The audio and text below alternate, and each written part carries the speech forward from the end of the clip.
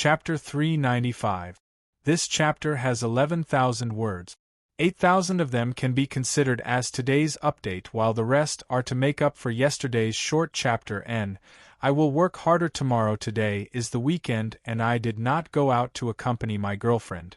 I just stayed at home and wrote to atone for my sins. When you all scold me, please be lenient. Little Five covered his head and ran away like a rat. GOR Chapter 374. Smiling old man in the underworld. Last night, the interior of the tavern was still in good condition. However, when Adeline entered, she saw that the interior was in a complete mess. No, a simple complete mess was not enough to describe the interior. It was as though a war had just taken place here. The tens of tables and chairs that were originally inside the tavern had all disappeared. Countless pieces of wood were left on the floor, a thick layer of them. Slash marks could be seen all over the walls. There were likely thousands of slash marks.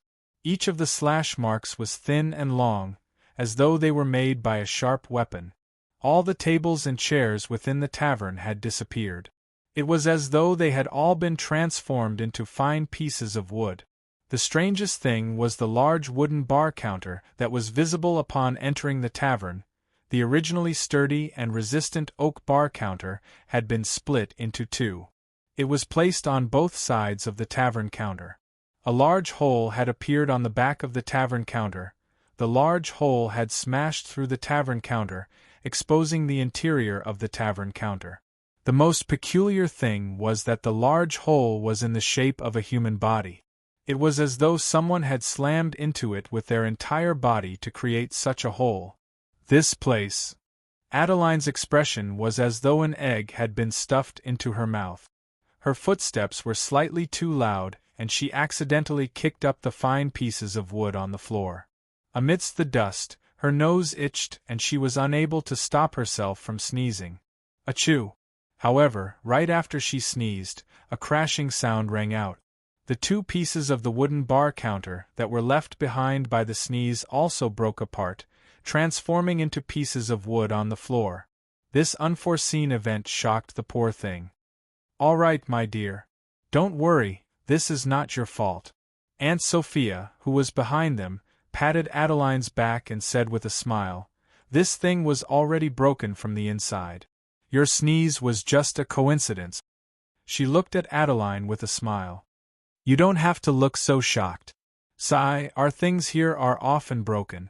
Every once in a while, we have to change to a new set. In this town, drinking too much and fighting is a common thing. But last night, Adeline did not know whether to laugh or cry. Last night, you and him. Oh, that kid from the Hannigan family." Aunt Sophia's face hardened. "That's right.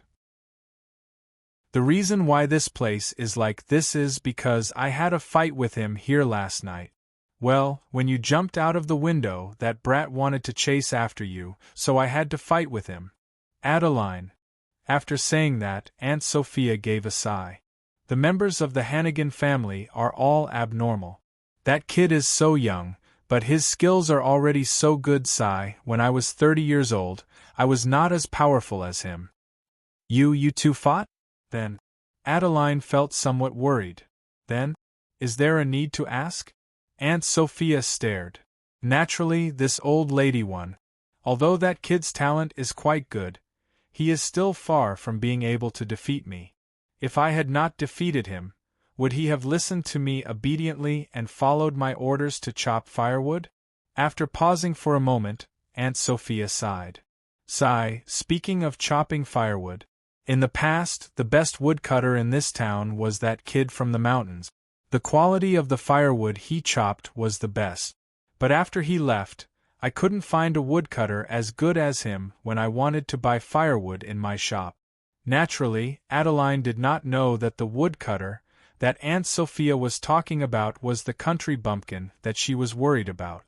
However, she still asked, "Firewood, is there a difference between good and bad?" "Of course." As Aunt Sophia spoke, she walked to the back. Her voice could be heard intermittently from behind the door. "Firewood, when chopping firewood, you must pay attention to the grain of the wood. The firewood that is chopped out by following the grain will be able to be fully utilized.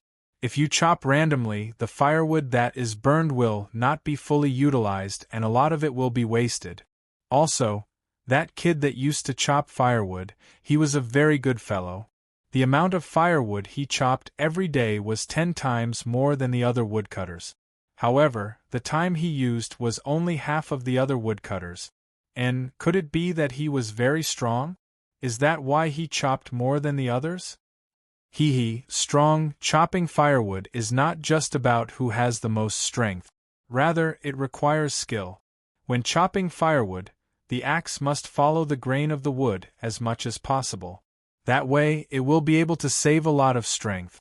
With just a light chop, the firewood will be cut down. Additionally, with a glance, one can tell where the grain of a piece of wood is and where the chop will save the most strength. These are not ordinary knowledge. If one is really proficient in it, they will be able to learn martial arts much faster than others.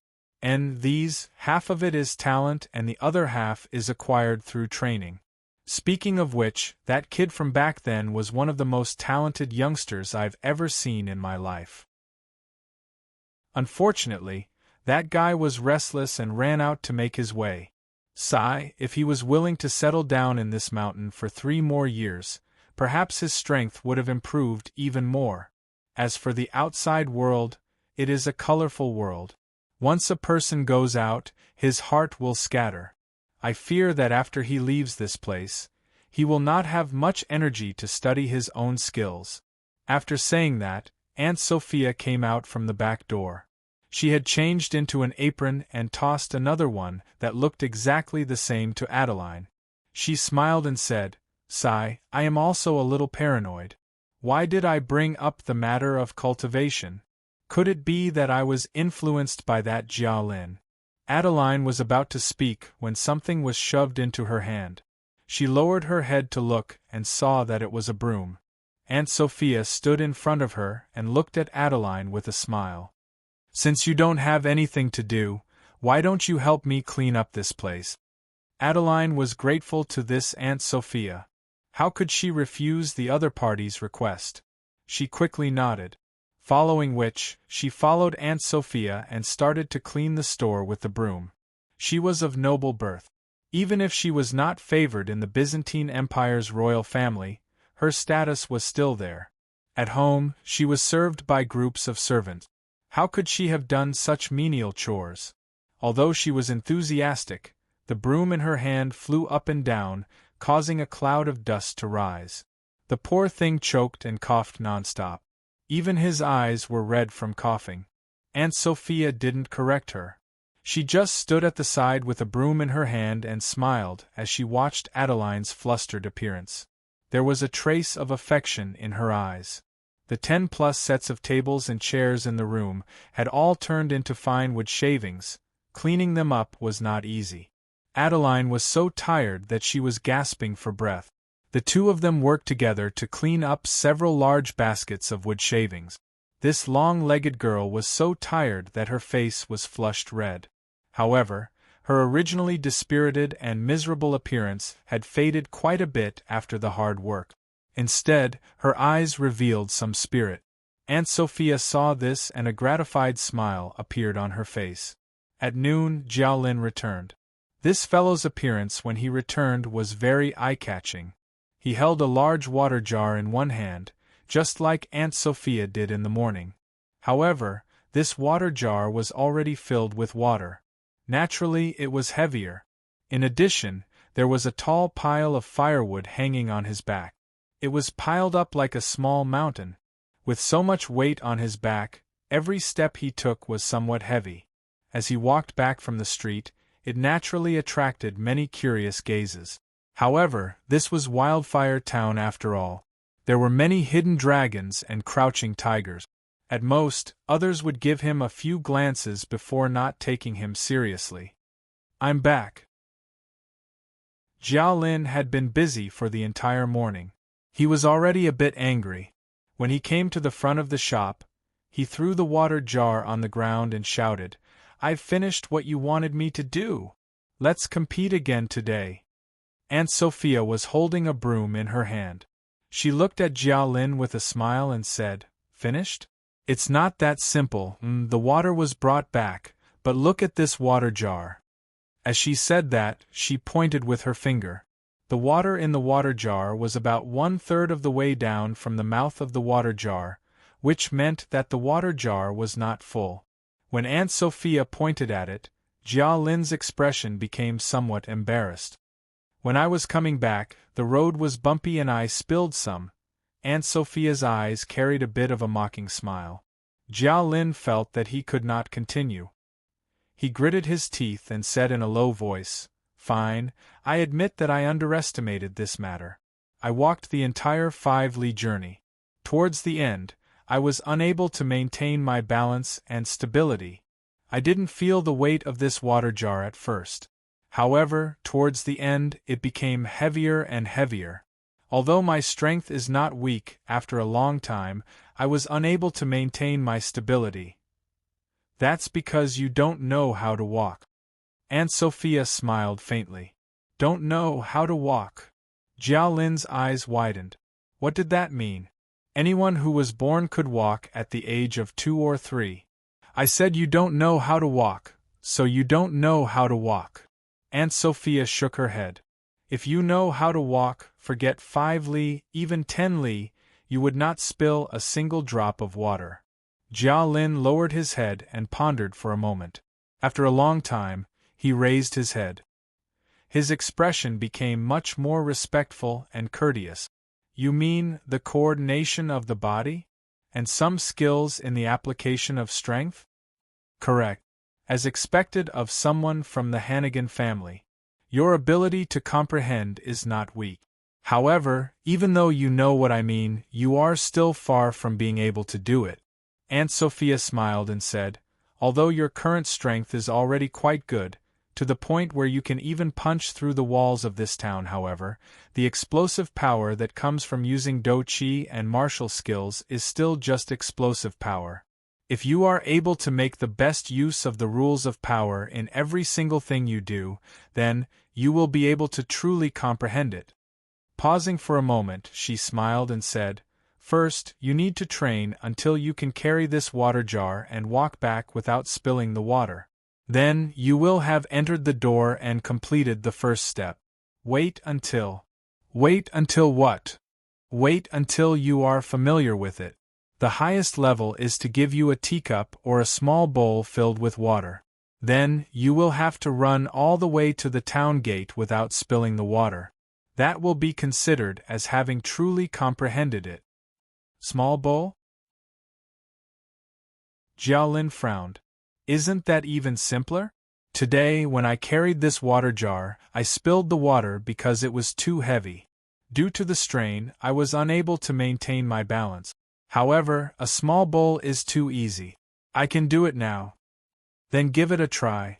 Aunt Sophia turned around and tossed a bowl out. Jia Lin immediately scooped a bowl of water from the water jar. Then, he turned around and ran in the direction of the town gate. Aunt Sophia stood there and watched with a smile on her face. She did not say anything. As expected, Jia Lin had run for less than half a street when he suddenly stopped. Then, he dejectedly walked back. The bowl in his hand was already half empty. He returned to the entrance of the shop and pondered for a moment. Then, he scooped out another bowl of water and turned around to leave. This time, his running speed did not decrease. However, the rhythm of his footsteps was clearly much smoother. There was a faint hint of elegance in his footsteps. However, this time, he only managed to run for half a street before stopping dejectedly once more. Jia Lin ran back once more. This time, he pondered for a bit longer. He scooped out another bowl of water. He held the bowl horizontally in his palm, and a trace of light flashed out from his eyes. Next, he took a deep breath, turned around and ran. This time, after running for half a street, not a single drop of water spilled out from the bowl. However, as Jia Lin was feeling pleased with himself, bang! The bowl in his hand suddenly shattered. Aunt Sophia stood there and said loudly, You used your dou qi to pour into the bowl to cover the water. Such a stupid method, only someone like you could come up with it. Jia Lin walked back and looked at Aunt Sophia. I admit that I am currently unable to do it, but can you do it? Aunt Sophia smiled and did not try to explain. She simply scooped out another bowl and casually scooped out a bowl of water. Then, she suddenly stood on the spot and began to move. Her movements were a mess. There were all sorts of movements. Turning around, bending over, kicking, twisting her head and swinging her arms, it was as though she was having a seizure. Naturally, the bowl in her hand was also moving up and down. However, after going crazy for a while, she suddenly stopped. Then, she smiled and placed the bowl before Jia Lin. Not a single drop of water spilled out from the bowl. Jia Lin was dumbfounded. He was standing before Aunt Sophia. Earlier, when Aunt Sophia was moving around, he could clearly sense that there were no fluctuations of power coming from her body. In other words, he could be certain that Aunt Sophia did not utilize any power. She also did not utilize the power of a powerful expert to change the flow of the water. She also did not utilize her dou qi to cover the bowl and the water. Earlier, Sophia was able to do all of that under the condition of an ordinary person. This is power, this is skill, this is... Sophia gently placed the bowl into Jia Lin's hand and slowly said, Rules. Power has its own rules. Water has its own rules. Only by understanding these rules can you truly apply them to your own body.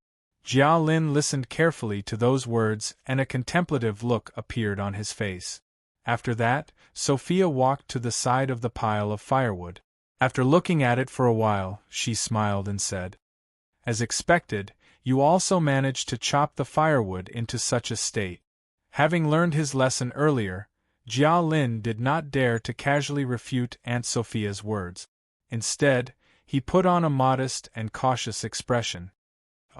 Please give me some pointers. What is the point of this chopping firewood technique? Aunt Sophia pursed her lips to the side. This old lady has said so much. My mouth is feeling dry. I can't be bothered to continue. She glanced at Adeline, who had been hiding behind her, and suddenly smiled. Come here, my dear. Didn't I just tell you how to chop wood? I'm too lazy to waste my breath. Why don't you explain it to this kid? When Adeline saw Jia Lin, her face was filled with fear. However, after being called out by Sophia, she mustered up her courage and stepped forward. Jia Lin glanced at Adeline and frowned. You know about this chopping firewood technique? There was a hint of disapproval in his voice. He looked at Adeline with hostility. Adeline nodded and then shook her head. She looked at Jia Lin with a fearful expression. I don't know. But just now. Auntie, she told me about it. Jia Lin was indeed a member of the Hannigan family. Hearing those words, his heart was filled with the pursuit of the mysteries of strength and technique. Instantly, he cast aside the contempt and hostility he had for Adeline. He took a deep breath and even bowed before Adeline. Then, he solemnly said, Then, please enlighten me. Adeline had never seen Jia Lin speak so courteously to her before. She was at a loss for what to do. Under the smiling eyes of Auntie Sophia, she calmed herself down and slowly said, The trick to chopping firewood, Auntie said just now. You must know how to observe the patterns on the firewood. If you follow the patterns, it will save you a lot of effort. Besides, it doesn't matter how much strength you use.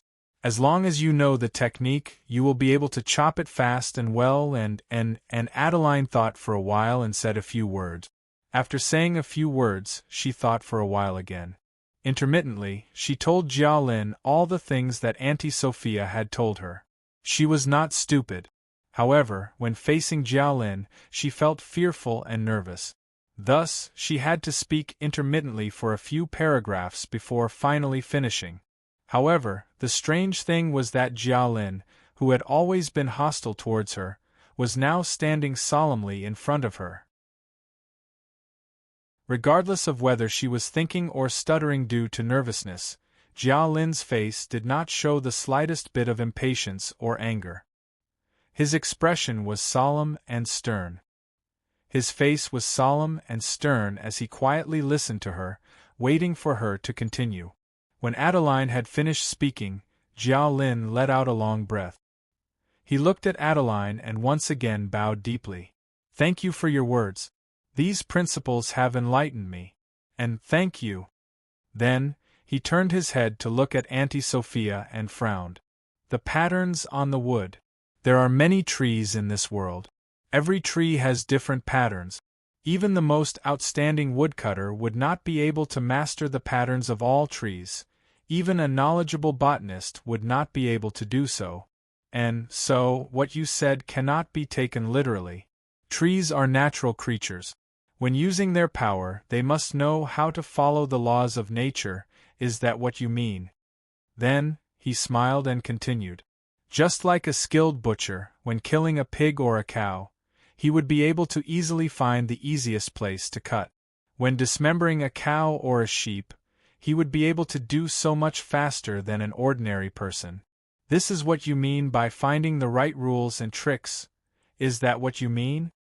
As he said that, he casually picked up a piece of firewood from the pile of firewood that he had chopped. Holding it in his hand, he looked at it. The edge of this piece of firewood appeared to be smooth and smooth. As the eldest prince of Odin, his axe skills were naturally profound. The cut he had made on this piece of firewood was very smooth. It was obvious that the axe had cut through it quickly with great strength and speed. However, if one were to look carefully, even though the cut was smooth, the patterns on it were already fragmented and broken. Jia Lin sighed. "No wonder after chopping for so long, I did not feel the slightest bit relaxed. I was just blindly trying to speed things up, he. Aunt Sophia finally smiled and said, "You are indeed the son of that abnormal Lao Tzu. Your comprehension ability is indeed not bad." Pausing for a moment, she sighed. "Forget it. Since Lao Tzu threw you to me, I would not be too lazy. And I will show you once. Watch carefully." After saying that, she took the piece of firewood from Jia Lin's hand. Holding it in her hand, she pinched it with 3 fingers of her left hand. Raising her right hand, she looked around. Seeing that she did not have an axe in her hand, she simply raised her thumb. Her thumbnail was slightly long. Then, Aunt Sophia's eyes flashed with a strange light. The tip of her right thumb quickly scratched down on the piece of firewood. Her thumb moved up and down. It was unknown how many times she had scratched down. Her speed appeared to be very fast. However, every stroke of her thumb was done in an orderly manner. Even though she was clearly moving at an extremely fast speed, her movements were methodical and clear. After just a moment, Aunt Sophia stopped. The piece of firewood in her hand remained in its original state. It was as though nothing had changed. However, at that moment, Aunt Sophia gave a faint smile and gently blew at the piece of firewood. Instantly, countless pieces of wood fell down from her hand. The piece of firewood in her hand instantly swelled up. Upon closer inspection, it did not swell up. Instead, it transformed into countless thin wooden threads. Each of the wooden threads was as thick as a human hair, and they spread out along the lines of the wood.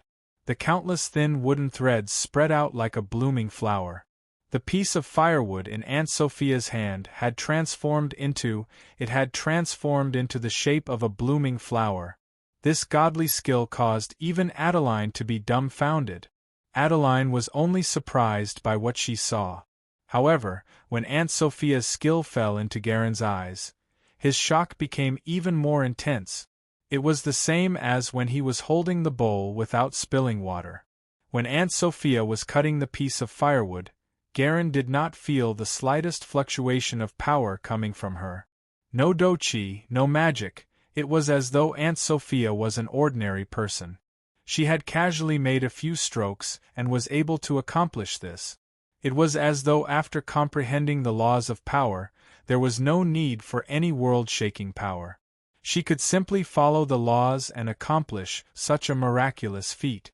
Gazing at the fresh flower in Aunt Sophia's hand, Garen's eyes suddenly revealed a fanatical light. He could not help but pull out a piece of firewood. However, after waving it around for a long time, he finally sighed and revealed a helpless expression. "The present you cannot do it," Aunt Sophia said coolly. "With your present strength, you can easily crush this piece of wood. You can even crush it into powder. However, that is only the power of destruction. In terms of skill, you have yet to even touch the door." Garen took a deep breath and said to Aunt Sophia with a straight face, "Garen has learned from your lesson. However, I would like to ask, if I can do what you did earlier and cut out the wood, then, does that mean—" "You are still far from it," Aunt Sophia sneered. "Cutting out a flower from a piece of wood is just the beginning. In order to achieve the true level of comprehension, even if I give you a piece of tofu, you must be able to cut out a flower from it. That is the true level of comprehension." Tofu? Carving tofu into a flower is not difficult. An outstanding chef can do it. However, if you were to cut it into something like a strand of hair and then let it blossom into a flower, how is that possible? Aunt Sophia looked at the expression on Garen's face and smiled. "You don't believe me? Humph, let me tell you. A few years ago, in this town, there was a youngster. Humph, that youngster is much younger than you. When he was 14 years old, he learned how to chop wood. When he was 16 years old, he could do what I did earlier and cut out a flower from a piece of wood. A pity, that fellow could not endure the loneliness and ran out into the outside world. When he left, he had yet to reach the level of cutting tofu. If he could stay here for a few more years, he might have been able to reach that level by now." Humph! Garen's face suddenly changed. He believed that his talent was outstanding. In the Odin kingdom, his father, a peerless expert, had praised him. Even his father had recognized his talent. To be recognized by someone like his father, how difficult was that? When he was in the Odin kingdom, he had seen some people of the same generation with outstanding talent. For example, his younger brother, Kukelen, was also an extremely powerful fellow. However, his father had said that Kukelen's talent in cultivation was far inferior to his own. It could be said that in his 31 years of life, he had never seen someone with a talent stronger than his own. The only person who was similar to him was the martial god of Odin Kingdom, Hastings of the Odin Kingdom. He was already 31 years old, but he was still unable to do it. This Aunt Sophia said that in this town, there was a youngster who was able to do it at the age of 16. How was that possible?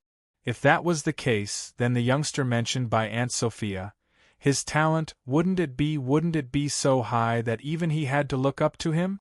In this world, how could there be such a person, unless it was his own father? Unless it was his great father? Humph, you don't believe me? Aunt Sophia smiled. It's no wonder that you Hannigans are all so stubborn. You just refuse to admit that there is someone stronger than you.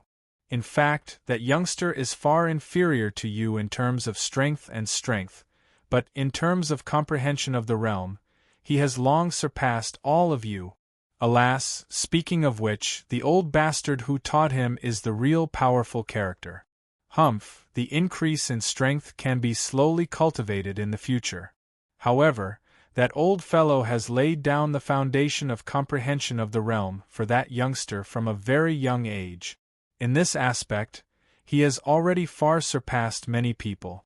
That little fellow, although his strength may not be comparable to yours now, but with that kind of comprehension of the realm, when he grows up in the future, it will gradually show its power. And the speed of his improvement will become faster and faster.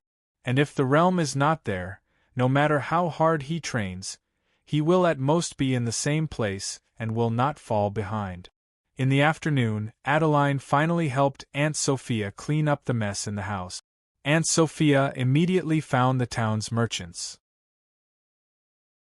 After making a round in the empty house, in the evening, more than 10 sets of new tables and chairs were transported over and put away. Even the bar counter was moved over and an identical one was moved over. The speed and efficiency were so high that Adeline could not help but gasp in amazement. I fight here every 2 to 3 days, so the town's furniture merchants are used to it. They will always give me 2 sets of spare goods. If it is damaged, they can immediately replace it. Aunt Sophia sighed. Fortunately, Garen's strength is not bad. Although his comprehension of the rules of strength is not enough, his restraint and propriety in his actions are first class. Otherwise, when I fought with him last night, this house would have collapsed. Looking at Adeline, Aunt Sophia smiled. Dear, it looks like you don't have anywhere else to go. Why don't you stay here with me? I think you are very pleasing to the eye. You can stay here and help me with the chores. As for food and accommodation, you can stay here with me. As she spoke, she looked at Garen, who was sitting in the corner, holding a piece of firewood in a daze.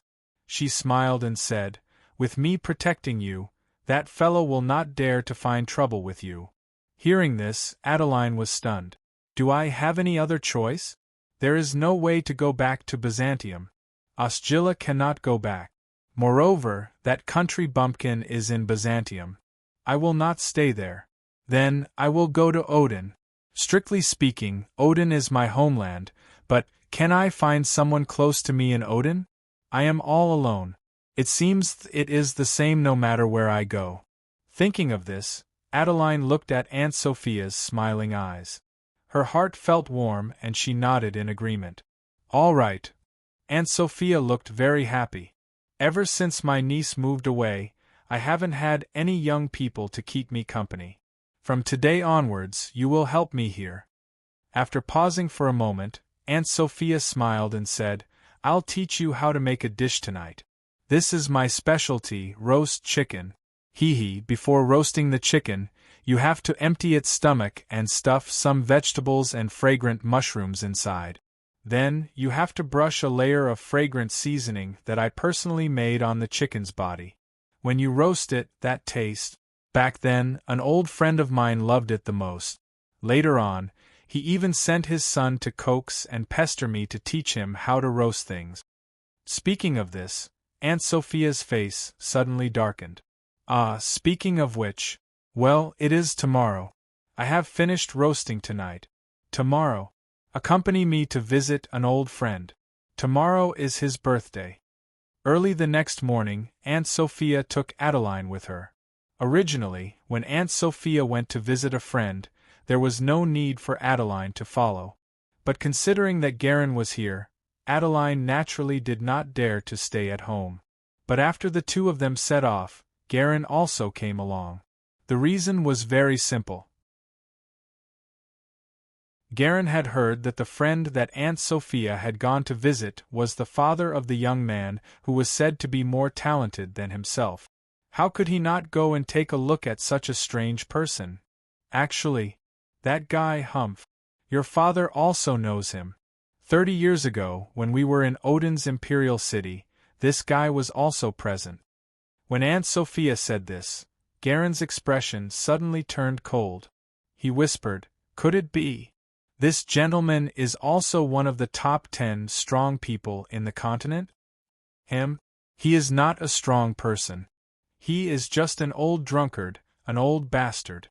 After the 3 of them set off together, Aunt Sophia asked for a carriage in the town.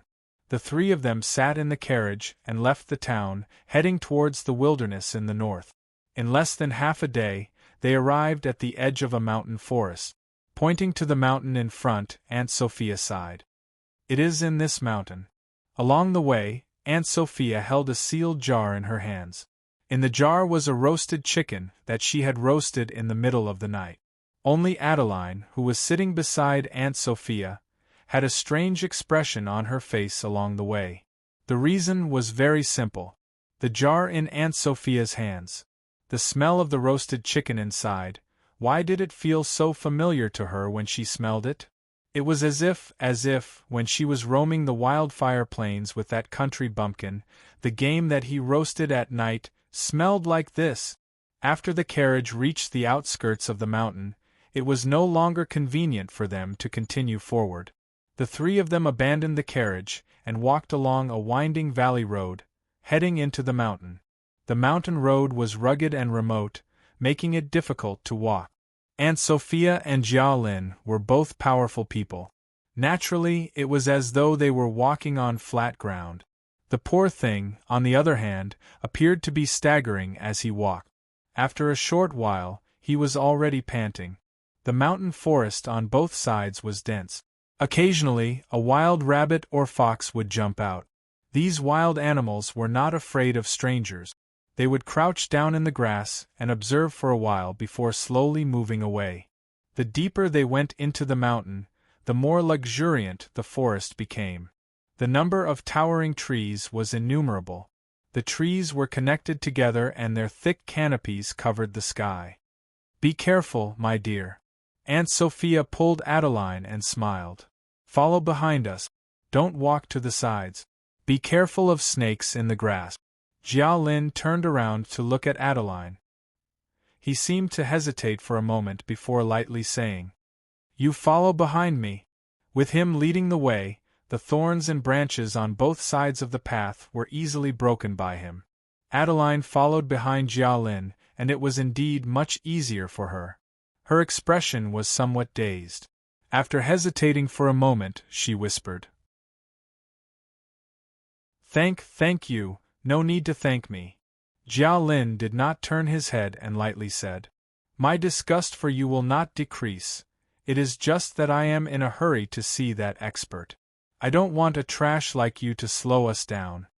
After walking for a long time in the mountain, Adeline was almost unable to move. Thinking about it carefully, Jia Lin had to reach out and pull her a few times in some difficult places. Finally, after going through who knows how many layers of mountains, a valley appeared before them. This valley was like a gourd. One valley after another was hidden within the mountains. The terrain was flat and it was isolated from the outside world. At the foot of the distant hillside, there was a slightly flat depression. From afar, there were two dilapidated old houses made of earth and wood. In front of them, there was a small piece of flat land. There was a wooden stake with a rusty axe stuck in it. In front of the houses was a tree with a neck. Under the tree were piles of stones of various sizes. There were hundreds of them. Aunt Sophia smiled. "There is nothing to pass the time in the mountains. That pile of stones is a toy that this old fellow's son used to play with when he was young. When that kid was young, he liked to move those stones around. It was like playing house. His favorite thing to do was to play war games. He would play the role of the general, and those stones would be his soldiers. I don't know where he found out about those things. All day long, he would move those stones around to arrange his soldiers." Not too far away from the two old houses was another small depression valley. It was not too big, but it happened to be located behind the houses, separated by a mountain slope. Aunt Sophia led the two of them as they walked along the mountain slope. After reaching the place and descending the mountain slope, Adeline and Garin were finally able to see it clearly. Within this small depression valley, there was nothing. The only thing there was clearly a piece of flat ground. Within the valley, there was a lonely grave. This was a very simple grave. It was a small grave and there was a tombstone in front of it. On the surface of the tombstone, there were only a few ugly and crooked words. "Grave of the old fellow." Seeing the words on the tombstone, Adeline and Garin were stunned. The old friend that Aunt Sophia had said she wanted to visit, could it be it was a dead person? Yes, as expected, Aunt Sophia stood before the tombstone and looked at it for a while. Then, she suddenly sighed and slowly walked over. She placed the jar that she had been carrying on her all the way before the grave and opened the lid. Instantly, a fragrant aroma wafted out. Aunt Sophia took a deep breath and slowly sat down on the ground. She crossed her two legs and her fat body leaned against the side of the tombstone. "Hey, you old thing, I'm here to visit you. Today is your birthday, Humph, you old bastard. Look at how you've been living your whole life. Your relationships with people are really bad. Even on your birthday, only an old friend like me came to visit you. Even that son of yours did not come to visit you, eh? Aunt Sophia's face suddenly changed. Behind the tombstone, there was actually a wine bottle. The wine bottle was empty. However, it was obvious that there was still some wine left inside. Aunt Sophia quickly lowered her head to carefully examine it. Finally, she found a small area on the ground. It was obvious that there were some traces of dampness. Clearly, not long before she came here, someone had also come here to pay respects. Aunt Sophia's face suddenly became very interesting. She narrowed her eyes and looked around. Then, she suddenly smiled and said, "Who could it be? Is it the old man's son? Or—" Sophia shook her head. Then, she took a deep breath and shouted, "Merlin! Is it you?" When she shouted out Merlin's name, Garin, who was standing behind her, suddenly became serious. As for Adeline, her face turned pale. "Merlin? Merlin? How could it be the person here, the person in the tomb, is related to Merlin?" Adeline's mind quickly turned. Growing up in Wildfire Town, living in the Valley of Wildfire Plains, a mysterious and talented young man, raised by a mysterious and powerful father, an outstanding hunter in the mountains who was good at chopping firewood, if these few factors were to be put together. Someone who fulfills these conditions and is also related to Merlin. Who else could it be? Who else could it be? Except him, Achoo. A certain country bumpkin, whose name was being thought of, sneezed violently while sitting on the horse. Shea reached out with his hand to dig his nose. Then, he sighed and said, "Sigh, I sneezed. I don't know if Green is scolding me behind my back or if the poor thing is." Shea shook his head and looked at the mountain before him. Then, he took a deep breath and slowly exhaled. "Sigh. I haven't been back for a long time." The familiar smell of the air in the mountains was really comfortable. He patted the wine bottle on his waist and sighed inwardly. "Old man, I didn't forget your birthday. I just happened to be on the way to see you, humph, I even brought your favorite wine. I didn't forget you. So, you must bless me and bring my wife back as soon as possible." A certain and scrupulous old man, still, once again, continues to smile in the underworld. Lao Tzu is already dead. Celebrating your birthday can also do you a big favor.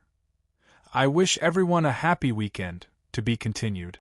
If you want to know what happened next, please go to www.chidian.com. There are more chapters. Support the author. Support the original reading.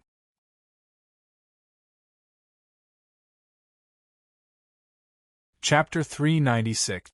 I am writing slowly. I have only just finished this chapter, and it is already past 12. Sigh. Gor Chapter 375. War between two women. Merlin, is that you? Auntie Sophia's shout reverberated throughout the entire valley. Although she did not shout, the sound waves reverberated back and forth within the valley, not dissipating away for a long time. This move of hers caused a layer of surprise to appear on Garen's face. Auntie Sophia shouted a few times but received no response. Her voice reverberated through the valley for a long time, but where was Merlin? Auntie Sophia sneered. She lowered her head and reached out with her hand to feel the traces on the ground. The soil was clearly moist. Clearly, it had not been long since the wine from the bottle was spilled. The smile on her face gradually turned into one of ridicule. She spoke softly as though she was talking to herself. "Sigh, my heart cannot bear to part with him. I am also concerned about this fellow. On one hand, my teeth itch with hatred, wanting nothing more than to bite off a piece of his flesh. On the other hand, when I see him, my hands go limp and I cannot even raise my voice to speak. Merlin, oh Merlin, you can hide your figure and prevent others from seeing you. But what is on your mind? What is on your mind? What is on your mind? What is on your mind? What is on your mind? What is on your mind? What is on your mind?" Auntie Sophia was clearly talking to herself. However, when those words came out from Auntie Sophia's mouth, it immediately elicited a response. A voice as cold as ice came out from the thicket on the right side of the valley. Do you only know how to say such sour words to anger me? Sophie, after all these years, you still speak with such a sharp and unkind tone. No wonder that old pervert back then did not like you. Hearing that, Auntie Sophia's eyebrows twitched. Wu Ran raised his head and stared at the thicket on the right side of the valley. Adeline was quick to recognize the voice. If it was not Merlin, who else could it be? Merlin's voice continued drifting over from afar. Sophie, you are an extremely intelligent person. You have always been so arrogant. You are always able to divine the thoughts of others. You always want to be one step ahead of others. You always have to think of 1,000 ways to calculate everything in detail. Hey, it's a pity that you were so smart and talented back then. Even I had to admit defeat. But that old pervert still didn't like you. Do you know why he fell in love with that weak woman? Of course you don't know. Or rather, you clearly know, but you just refuse to admit it. You just refuse to face it. You said that I can't lie to my heart. Then what about you? Do you think you can fool me? Following this voice, a figure floated out from behind the trees on the hillside. He was dressed in a long robe and had a head full of silver hair. His features were picturesque, and he looked as beautiful as a young woman. His eyes were bright like stars, and they were like ice and snow that had not melted for 10,000 years. It was Merlin. Aunt Sophia's expression was a little ugly, but she still forced a smile. Not bad, not bad. You always like to bicker with me. Since you understand everything, why didn't that old drunkard marry you back then? Now that you've come here, what's the use of that? That old drunkard's bones can even beat drums. Facing a grave, looking at the tombstone, sprinkling a few drops of tears and pretending to cry. Will that be enough to resolve the regret in your heart? Merlin, oh Merlin! Although you are an expert of your generation, there are some aspects where you are as childish as a little girl who has never left the house before. Ha ha ha ha ha! The expression on Merlin's face contorted. He gritted his teeth and deliberately laughed out. You are smart. You can see it clearly. So what? That old pervert just doesn't like you. The smarter you are, the more he will distance himself from you. You are so smart. Could it be that you don't understand that the old pervert likes women? The kind of women who are weak and can put on the airs of a weak woman in front of him. Women who can give him gentleness and give him the greatest satisfaction. That woman back then, she is not as good looking as you. Her brain is far from being as smart as yours. As for her abilities, you can kill 10,000 weak women like her with just one finger. But so what? That old pervert just doesn't like you. He just thinks about her all the time. He even did that kind of thing for her. The only time that old pervert did something that went against his principles was for that woman. What about you? What about you? You just hid away and cried bitterly. Ha ha ha.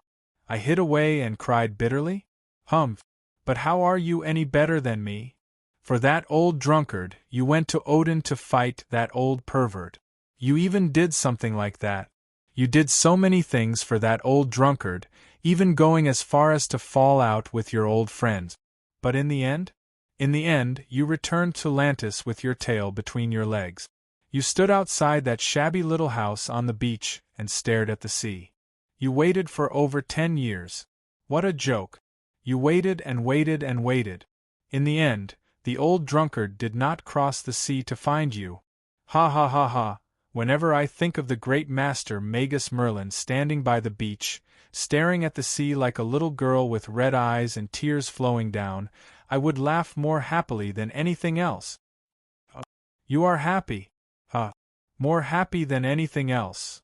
Can you be happier than when you bumped into that old pervert and that woman having a rendezvous? Ha ha ha ha ha. The two women, who could be considered as the top experts in the world, ruthlessly threw insults filled with anger and mockery at each other. The entire valley reverberated with the shrill laughter of the two women. In the end, Merlin and Aunt Sophia's faces were pale and filled with rage. Finally, Merlin shouted out, "Good! We haven't seen each other for so many years, and you are still going against me the moment we meet. Very good. Come, come, come.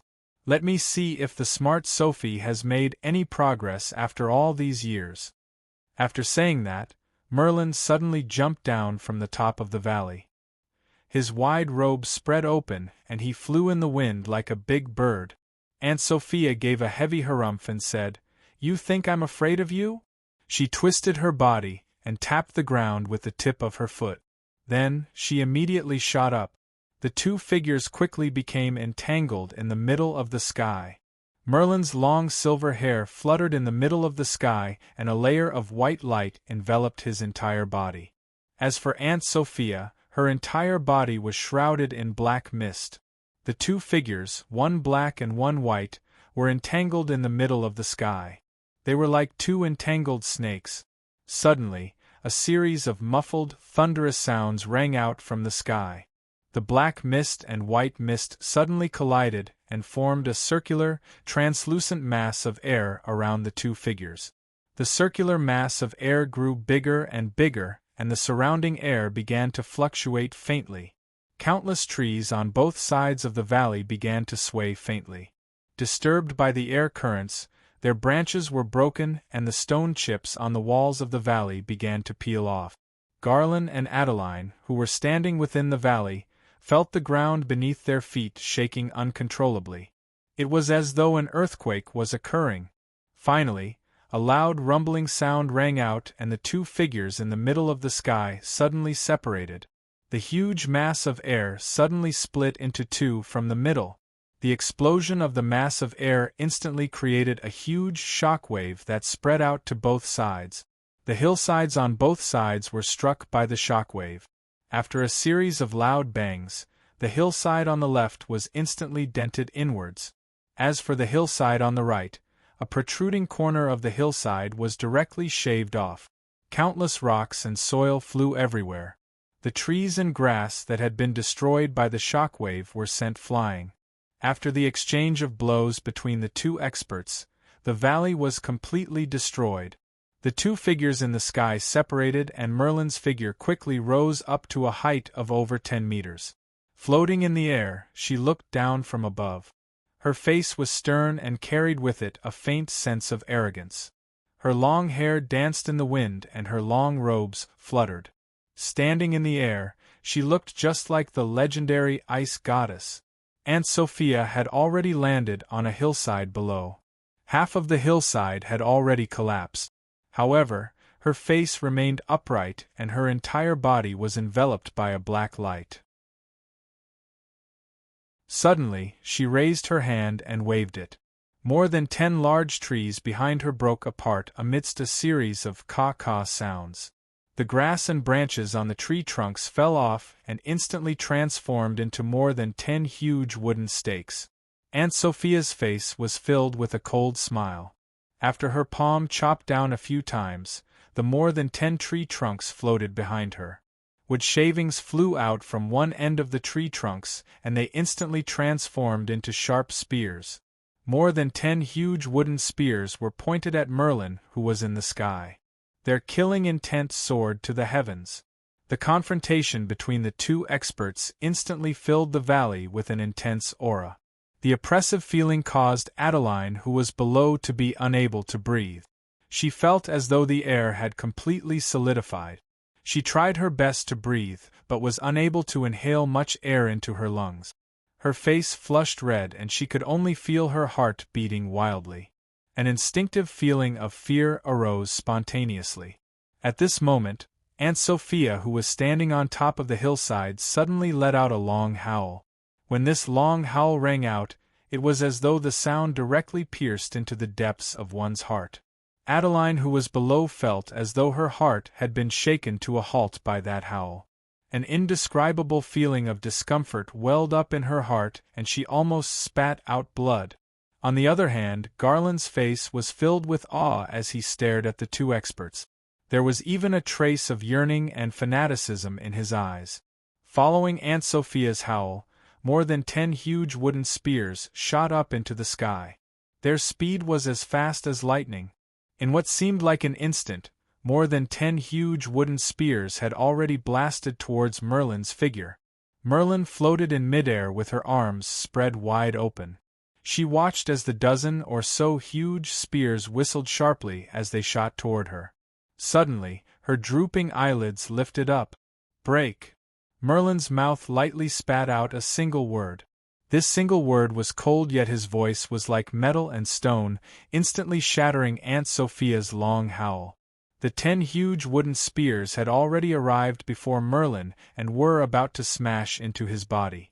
However, after the word "break" was uttered, the 10 huge wooden spears suddenly shattered into pieces, transforming into dust that filled the sky and disappeared abruptly. Even though her attack had been thwarted, Aunt Sophia did not appear discouraged in the slightest. It was as though she had long expected this outcome.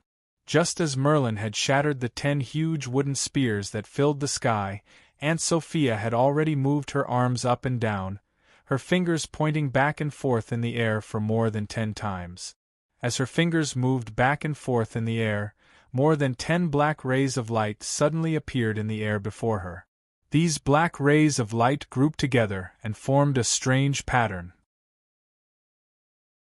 That strange black pattern suddenly enlarged by more than 10 times in the air, as though it had transformed into a black imprint that appeared in the air. In the center of the black light imprint, a dot of black light suddenly shone out. Like a mass of black gas, it swirled back and forth. Expanding further and further, Merlin looked down from above and suddenly let out a long howl. Magic? What a joke! Sophie, if you use martial arts against me, you might still have some hope. You want to use magic in front of me, Merlin? Ha ha ha ha. Aunt Sophia did not say anything. Instead, she focused her attention and continued to write and draw in the air before her. As her fingers tapped on the black light imprint, bits of black gas seemed to be injected into the light imprint, causing the mass of black light to wriggle faster and faster. As the mass of black light expanded larger and larger, the surrounding atmosphere suddenly became exceptionally gloomy. It was as though the mass of black light carried with it an endless aura of fear and darkness, enveloping the entire valley within it. It was as though a black cloud had dyed everything with a layer of black. Up in the sky, Merlin's expression turned cold. She raised her right hand up high and pointed her finger towards the sky as she shouted in a stern voice. Dark magic? Humph! I'll use light to break you. Merlin took a deep breath and raised her head to look at the sky. A string of simple yet complex notes flowed out from her mouth at lightning speed. As she pointed her finger towards the sky, it was as though the firmament above the sky had suddenly split open. A dazzling beam of light shot out from the crack. The beam of light directly pierced through the clouds in the sky and landed accurately on Merlin's body. The huge beam of light descended from above. At this moment, the golden light surrounding Merlin was like a goddess descending to the mortal world. Darkness dispelling. Light. The beam of light in the sky was like a sharp sword of light descending from the sky. Looking from afar, the light that shone down from the crack in the sky was incomparably magnificent. Under Merlin's finger, the beam of light pierced straight into the ground, piercing into the valley that was already shrouded in black gas. The dazzling beam of light seemed to be a blessing from the gods. The dazzling light seemed to be able to pierce through all the darkness at this time. However, when it landed in the valley was originally washed by the light and the black gas showed signs of dissipating. However, there seemed to be something rolling back and forth within the black gas. The black gas quickly became thicker and thicker, making it look like a mass of solid ink. The beam of light from the sky struck the valley, but it was unable to penetrate the darkness below. A trace of surprise appeared on Merlin's face. In the valley, Aunt Sophia was still standing on the hillside, looking up at the sky. The huge black light seal before her had already expanded to a width of several meters. Within the black seal, within the mass of black gas, There seemed to be something that was about to break out. Merlin's expression finally changed. She shouted in shock, "Sophie? What kind of magic are you practicing? You're not using dark magic. This is—" At that moment, Aunt Sophia's face was pale. However, she continued to point her finger at the black seal with all her might. It was as though she was pouring her own power into the black seal. "Damn it! This is a seal-breaking spell. You! Merlin suddenly screamed out. "This is a forbidden seal. How did this thing end up in your hands?" Aunt Sophia sneered. "Only now did you realize. Too late. Merlin, if you had tried to stop me right from the start, I would not have had the time to calmly cast this spell. Humph, but you're too arrogant. Do you think you can easily defeat me?" Finally, the final finger struck the surface of the black seal with a boom. Black light shot out and the black seal finally burst apart. They were like streams of black gas leaking out, shooting out at lightning speed. Even Aunt Sophia's hair was messed up. The clump of black gas finally floated up and slowly wriggled. Gradually, it transformed into a faint silhouette. It resembled the shape of a human. Merlin's face was ashen.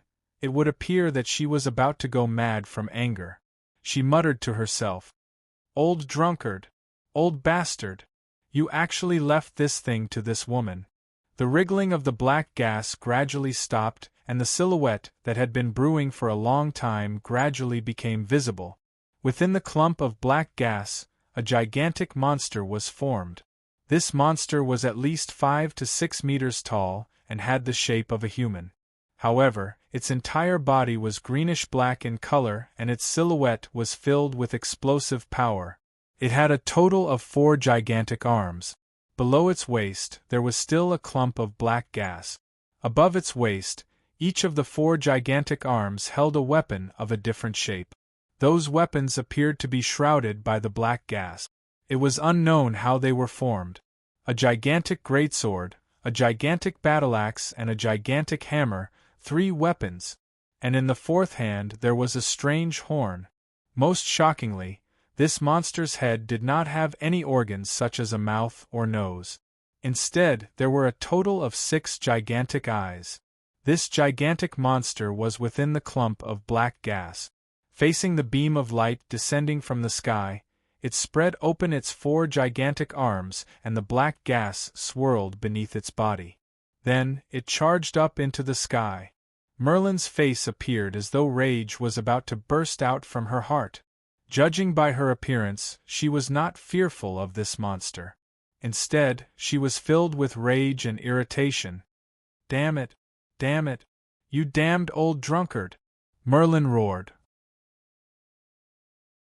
Her body suddenly descended from the sky, transforming into a beam of white light as she charged toward the monster. She flew up and grasped the air with her hand. Suddenly, what appeared to be countless rays of light condensed within her hand and transformed into a shining short wand. This wand was only 1/3 the length of a magic wand used by ordinary magicians. It was about the same length as a sword. When the monster saw Merlin rushing over, it immediately spread out its 4 arms, and the 3 saber, sword, and hammer weapons simultaneously swept toward Merlin. Merlin had no intention of dodging. In midair, his figure suddenly transformed into a series of afterimages. The monster's 3 weapons, saber, sword, and hammer, struck the air one after another with a strong gust of wind. Merlin's figure had transformed into a straight line as she charged into the monster's embrace. The magic staff in her hand was already flashing with a bright light. Boom! In the giant monster's embrace, Merlin's petite figure was like that of a baby. The magic wand in her hand had already struck the monster's body. The light struck the monster's body, but it was instantly penetrated. The monster's body was still a mass of black gas. However, due to the concentration of the black gas, it had taken on a physical form. After being struck by Merlin's magic wand, its body was instantly pierced through. However, after the light pierced through the monster's body, the hole in its body was quickly filled up by the surrounding black gas. The monster lowered its head and a gigantic sword slashed down toward Merlin's head. At this moment, Merlin suddenly did something even more inconceivable. She let out a furious roar and raised her magic wand to block the gigantic sword that the monster was slashing down. This block had actually been blocked. A loud clanging sound rang out. The gigantic sword in the giant monster's hand fell upon Merlin's magic wand and was forcibly knocked away. Merlin's figure shot up into the sky. Her body shot up several meters before twisting through the air. With the magic wand in her hand, she stabbed forward. That's right, it was a stab. Merlin did not recite any spells, nor did she use any spells. In fact, she had completely subverted the rule of magicians not engaging in melee combat. At that moment, the great magician, Lady Merlin, had used a standard sword technique. Using the magic wand in her hand as a sword, she viciously stabbed toward the monster's head. Fast and ruthless. Seeing the light shooting toward it, the monster raised its battle axe and blocked its forehead. Merlin's sword stabbed into the battle axe and her body was immediately sent flying backward. After retreating over 10 meters, Merlin took a deep breath and floated in the air. Facing the wind, she held the magic wand in her hand. She looked exactly like a brilliant swordsman. Merlin sneered. Holding the sword, she dived down toward the monster once more. Following that, Merlin seemed to have completely subverted her status as the #1 magician in the world. She had completely transformed into a brilliant martial artist. The magic wand in her hand had become her sword. Every move she made was like a thunderbolt. Merlin, who had transformed into a martial artist, was actually so skilled in martial arts. She got into a fight with the monster, and for a moment, both sides were evenly matched, neither gaining the upper hand. Merlin's figure moved quickly and she flew back and forth around the monster. The magic wand in her hand glowed with light. If Shea was here and saw Merlin's actions, he would be so shocked that his eyeballs would fall out. This was because the magic wand in Merlin's hand was displaying a set of martial arts technique. It was clearly the annihilation of 1,000 that the old man had taught him. This was a standard strength-type martial arts technique. When displayed by Merlin, it actually looked like it was real and its power was strong. In a moment, Merlin's body shone brightly. It was unknown whether it was the light of magic or fighting spirit. Below, Aunt Sophia had already crossed her arms and stood at the side, watching coldly. Her complexion was a little pale, but her eyes were filled with complacency. After fighting for a while, Merlin's eyes suddenly revealed a trace of hatred. He flew up and waved his magic wand in the air. Suddenly, a golden light shot down. The battle axe in the monster's hand was held horizontally above its head, but it was broken by the golden light. The golden light hit the monster's head and with a loud bang, its huge body smashed into the hillside. Merlin let out a long whistle and his body swooped down. Just as he was about to add another sword, his body suddenly stiffened in midair. He turned his head and saw Aunt Sophia standing in the distance with a pale face. "Sophie, you did this on purpose, didn't you? You deliberately took out this thing to anger me, didn't you? You know, I can't bear to destroy this thing." Aunt Sophia smiled. "Of course. This is probably one of the few things that the old drunkard left behind in this world. Of course you can't bear to destroy it." Merlin, the old drunkard, just had to give his family's 6-eyed war beast to me and didn't leave it to you. Are you so angry that you're about to go crazy? Merlin took a deep breath. The anger and fury on her face seemed to be forcibly suppressed by her. Then, she suddenly waved the magic wand in her hand and kept it. "Humph, the old drunkard left the 6-eyed war beast to you and you're so proud." Merlin laughed. She suddenly clasped her hands together and stretched out 2 fingers. Looking down, she pointed at the huge monster on the hillside below. The 6-eyed war beast had already stood up again. Below its waist, there was still a cloud of black gas floating on the hillside. The hole that Merlin had created was quickly healed by the black gas. The huge blade, sword and battle axe swept out fiercely, instantly clearing out the forest on the hillside. The thick trees were easily cut down like straw under its battle axe. Merlin snorted coldly and floated in the sky. She took a deep breath, clasped her hands together, and extended 2 fingers, pointing at the monster below. Her face revealed an expression that was neither a smile nor a smile. Seeing Merlin's posture in the air, Aunt Sophia's originally proud expression suddenly changed. It was as if she had been whipped. She suddenly jumped up and shouted at Merlin in a hoarse voice. "How do you know this? How is this possible? How could he teach you this? That old pervert. He. Bastard. Bastard. Bastard." Merlin's sharp and unbridled laughter floated down from the sky. Following that, Merlin's voice was filled with pride. "Humph, if the old drunkard could leave his 6-eyed war beast to you, why couldn't the old pervert teach me this thundercloud great light?" After a pause, Merlin's voice was filled with deep mockery. "Sophie, oh Sophie! I remember that this thundercloud great light was created by the old pervert when he was training in your house. He combined magic with your father's thundercloud combat technique and created this ultimate skill that combined magic and martial art. Humph, I heard that you gave him many suggestions back then. So, strictly speaking, this thundercloud great light should be considered as a joint creation between the two of you." Humph. As he spoke, a light spot quickly emerged from Merlin's 2 fingertips. Although the light spot was small, its degree of brilliance was comparable to the sun in the sky. That small light spot was so bright that no one dared to look at it directly. After that light spot, Merlin's face seemed to have become blurred. Finally, the light spot expanded abruptly and turned into a huge pillar of light. From Merlin's fingertip, it shot down viciously from a high vantage point. This light pillar was even more dazzling than the light in the sky caused by the light spell that Merlin had cast earlier. The shape of the light pillar was like a huge light sword. From above, it violently surged down with a whistling sound. The monster on the ground raised 3 arms.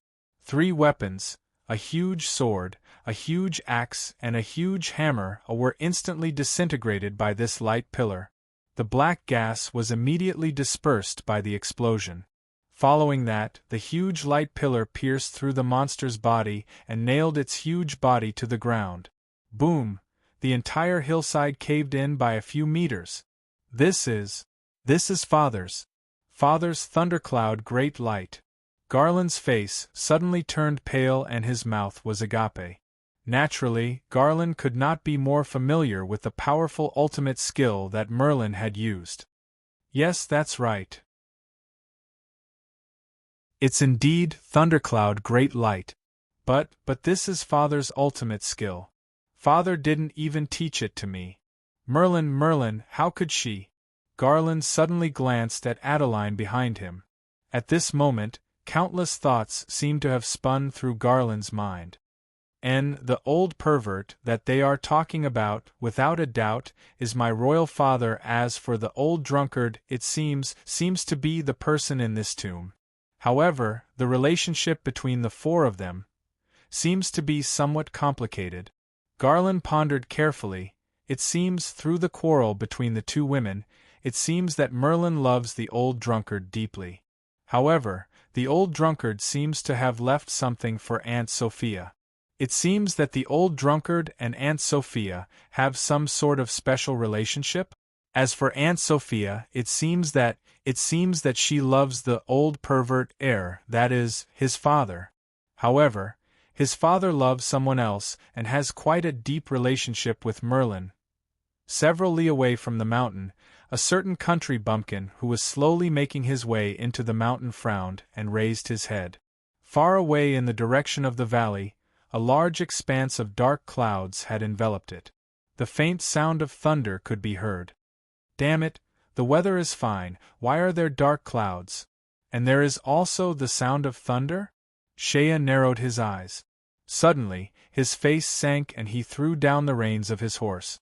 Next, he rushed into the forest.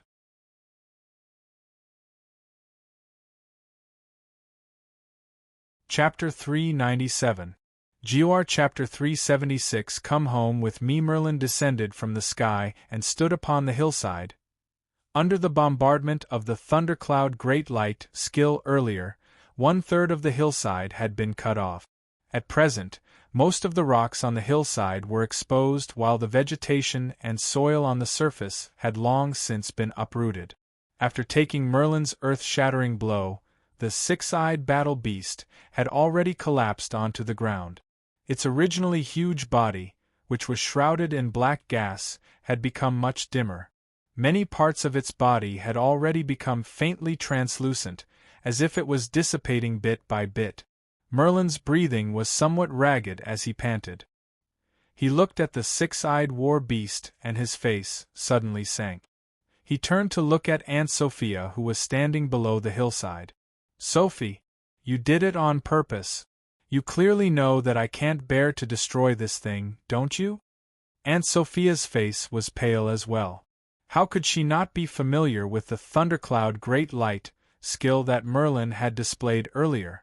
Back then, this ultimate skill was something that the old pervert had come up with in her own home. In order to complete the trial task, he had consulted her father, Odin's famous thundercloud warrior. After gaining some insights, he created this ultimate skill. Back then, Aunt Sophia had put in a great deal of effort in order to perfect this skill. Seeing this woman whom she could not get along with display this skill, how could Aunt Sophia not feel? She took a deep breath and looked at Merlin. At the same time, Merlin was also looking at her. The two women's gazes met, and it seemed as though there was a profound meaning in their gazes. At this moment, the two of them were no longer masters of the present age, peerless powerhouses. At this moment, they were just two women. "Women, you deliberately provoked me. Do you think I can't get angry at you?" Aunt Sophia's voice was somewhat hoarse. She looked at the six-eyed war beast that was lying on the ground, looking like it would disappear at any time. She finally sighed. "Forget it, even you can't bear to destroy this thing. Do you think I can bear to destroy the old drunkard's relic?" As she spoke, she leaped over and quickly raised her finger. She drew a few black lights in the air, and the black seal appeared once again. Very quickly, the huge body of the six-eyed battle beast turned into a cloud of black fog and was sucked into the black seal. "After all, you're not good at magic. It's a waste to give this six-eyed war beast to a guy like you." Merlin shook his head. At this moment, the two women had calmed down a lot after the fight earlier. However, they still could not help but provoke each other. "You're cultivating martial arts. In your hands, you can only unleash 10 or 20% of the power of this thing. If I were to control this thing, then so what?" "In the end, the old drunkard gave it to me and not to you," Aunt Sophia said indifferently. "So what if you are Merlin? You're clearly a magician, but you're learning some thundercloud great light. This is clearly a martial arts technique that focuses on strength and ferocity. With such a thin and weak body, you just have to learn this kind of life-risking technique. When this thundercloud great light is cast in your hands, it doesn't look ferocious at all. It's just like..." The two of them spoke a few more words, but suddenly shut their mouths at the same time.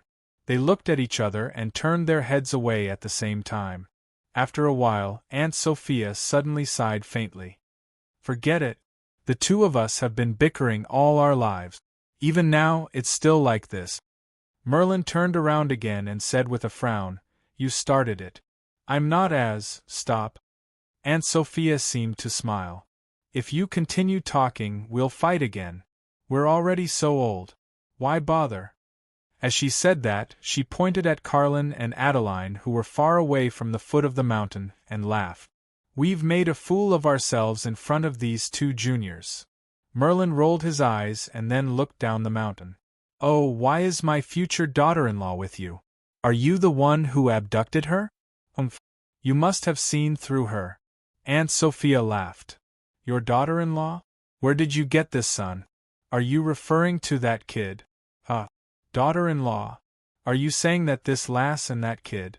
Merlin shook his head and then looked coldly at Aunt Sophia. This is my family matter. It's best if you don't interfere. Your family matter. You didn't manage your family's juniors well and ran around. This lass is very innocent. Aren't you afraid that she'll be— Merlin's expression suddenly changed as he looked at Aunt Sophia. She's actually by your side. Humph, with your sharp eyes, there's no way you can't tell what she looks like. You probably guessed it right away. Humph, back then you hated that woman to the core. Now you're bringing her daughter with you. I don't think you have any good intentions. Back then I had said that you're too sinister. On the surface you put on a kind front. In fact, your heart is so vicious that even I have to admit defeat. Ha! Thank you for your compliment. Aunt Sophia laughed. To have the great Merlin admit his inferiority, should I feel honored? After saying that, Aunt Sophia rubbed her chin. Interesting, daughter-in-law. The old pervert's daughter is going to marry the old drunkard's son. This arrangement of fate is a bit, damn it. This great expert couldn't help but curse. Merlin ignored Sophia and leaped down from the hill. His body was graceful as he landed in the valley right in front of Adeline. Little lass, how did you end up here? Merlin narrowed his eyes and looked at the pale-faced Adeline, who was still feeling uneasy. Child, why did you run around when I wasn't home? After saying that, he moved forward to pull Adeline's hand. Adeline felt somewhat guilty and she shrank back. She whispered, I. Merlin gently held Adeline's hand and his eyes softened. He said in a low voice, Poor child, I know. Did that bastard Shea bully you? Let's go back now. I'll teach that fellow a lesson. Greetings, Lord Merlin. Jarlin, who was beside him, took a deep breath and shouted out loudly. Then, he bowed solemnly. When he stood up, he said loudly, I know who you are. Merlin cast an impatient glance at Jarlin. That old pervert's son, I can recognize you with just one glance. That hard and arrogant look of yours is almost the same as the old pervert's when he was young. Are you Jarlin or Corcoran? I am Jarlin. Jarlin's face turned somewhat embarrassed by Merlin's words. Jarlin. Merlin nodded his head. Then, he looked deeply at Jarlin. This year you are 31 years old, right? Yes. Jarlin nodded his head. 31 years old. Merlin suddenly sighed. There was a look of disappointment on his face. Time flies. Back then, in Odin's imperial city, I had seen you with my own eyes. Back then, you were only this big. You were held in your father's arms. You were his eldest son. Merlin suddenly gestured with his hand and looked at Jarlin. There was a faint look of sadness on his face. 30 years, sigh. It has been 30 years since that incident. Isn't it 30 years? Behind him, Aunt Sophia flew down from the hillside and stood behind Merlin. She deliberately smiled and said, We have all aged a lot. Look at what I have become. Even you, Merlin, aren't you old as well? Old. Merlin's face suddenly changed. She quickly raised both hands to cup her cheeks and carefully felt around. She carefully stroked the corners of her mouth and the corners of her eyes. There was a slight nervousness in her voice as she said, Do I look old? Have I aged? Seeing Merlin's rare display of nervousness, Adeline, who was standing beside her, felt somewhat worried. She quickly comforted her in a low voice. No, that you don't look old at all, you are very beautiful. From your appearance, you look just like a sister to me. Hearing that, Merlin's face softened slightly. She turned her head to glare fiercely at Aunt Sophia. Aunt Sophia was not afraid of her. She immediately returned the glare with no trace of politeness. Merlin retracted her gaze and looked at Jarlin. You are the son of that old pervert. That means you are the eldest prince of Odin. Instead of staying in Odin, you came here. I accepted the family's legacy trial. It is a trial. Without waiting for Jarlin to finish, Merlin nodded his head. Then, seemingly losing interest in pursuing the matter, He looked at Aunt Sophia and said, "If we don't plan on fighting, then let's properly pay respects to the old drunkard. It is rare for us to meet again, sigh, let the old drunkard have some peace on his birthday. Let's not disturb his rest." Aunt Sophia was silent for a moment before finally nodding her head. Then, the two of them slowly walked toward the tomb within the valley. The two young men followed behind them. "This tomb is too simple and crude," Merlin sighed. "The gravestone is too crude. That is why you will never win the old drunkard's heart," Sophia said coolly. "So what if it is simple and crude? The old drunkard has an easygoing personality. He likes places with beautiful scenery like this. On the contrary, I fear that he will not like the grandiose type." Surprisingly, Merlin did not refute her this time. He quietly listened to Aunt Sophia and sighed deeply. "What you said is correct. I really do not understand him." After saying that, the two women fell silent again. They stood before the gravestone and stared at the gravestone in a daze. Adeline's heart was filled with fear and unease. However, Jarlin was thinking much more than her. Just now, he had heard the two women bickering and calling each other names like old drunkard or old pervert. He did not want to think about it, however. Jarlin understood who they were referring to. If this old pervert was his father, then this old drunkard would naturally be the person lying in the grave right now. To be able to have a relationship with his father and to have so many disputes with these two peerless experts of the present age, the identity of this old drunkard was definitely not simple. He must be someone on the same level as them. However, Jarlin carefully thought about it. He recalled the peerless experts of the present age that his father had told him about. No matter how hard he thought about it, he could not think of any expert who was called the old drunkard and who lived in seclusion within the barren mountains of Wildfire Plains. The two women stared blankly for a while. Then, Merlin looked at the jar placed in front of the gravestone. He sighed. "You made this? I remember that he used to like it a lot." Aunt Sophia smiled faintly. "The wine you brought was his favorite when he was alive, right? I can tell with a single sniff that this is the berry wine produced by the Dark Elven clan in the Anarchic land. For the sake of paying respects to him, you specially traveled tens of thousands of miles to the Anarchic lands?" Merlin did not reply. He looked at the gravestone for a while, then gently shook his head and sighed. "Sigh. He's already dead. What's the point of doing these things? I'm just trying to comfort myself." As he spoke, Merlin suddenly frowned. "HM? Someone's coming." Aunt Sophia nodded. "Another 500 steps, they're coming this way. This person's strength is not weak. Judging by the sound of his footsteps, he must be a first-rate expert." Merlin closed his eyes and nodded. He's hiding it very well." However, while he can hide his voice, he can't hide his aura. This fellow is coming this way.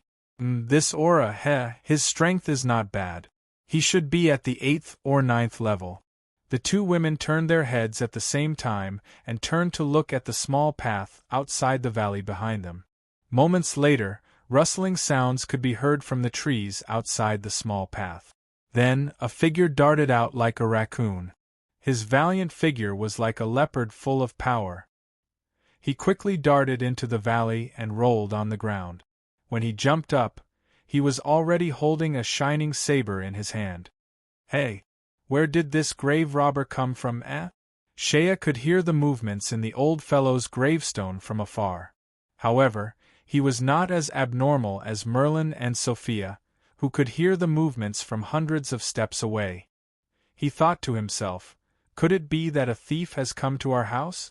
This thief is really unlucky. Shea was very clear about the few possessions in his broken house. To say that his house was bare of 4 walls was simply a compliment. Could it be a grave robber? He had heard that there were quite a few fellows on Wildfire Plain who specialized in this kind of business. Wildfire Plain had many ancient tombs in ancient times. Perhaps, but a grave robber would not be interested in the old fellow's grave, right?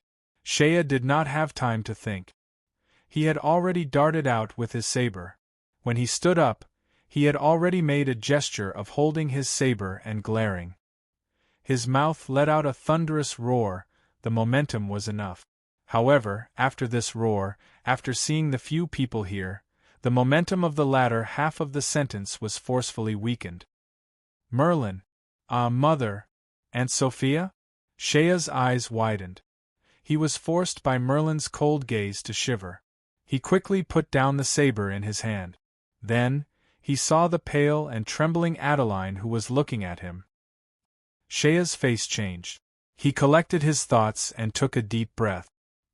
He strode over and stood before Adeline. Adeline looked at Shea. Shea scratched his head and coughed. Hey, I'm here. Adeline. Shea laughed bitterly. I came here specifically to find you. Adeline. Shea thought for a moment and said with a somewhat embarrassed expression, I saw your letter. Adeline. Shea sighed. I know. I have wronged you. I was wrong, okay? Adeline's eyes turned red. Shea's face showed some distress and helplessness. He rubbed his big hands together and finally coughed. It was as if he had used up all his courage to say something. Just this one sentence made the tears that Adeline had been holding back for a long time burst out. Hey, come home with me, wife. Writing this chapter made him feel a bit strange. He could not explain it. To be continued. If you want to know what happened next, please go to www.chidian.com. There are more chapters. Support the author. Support the original reading.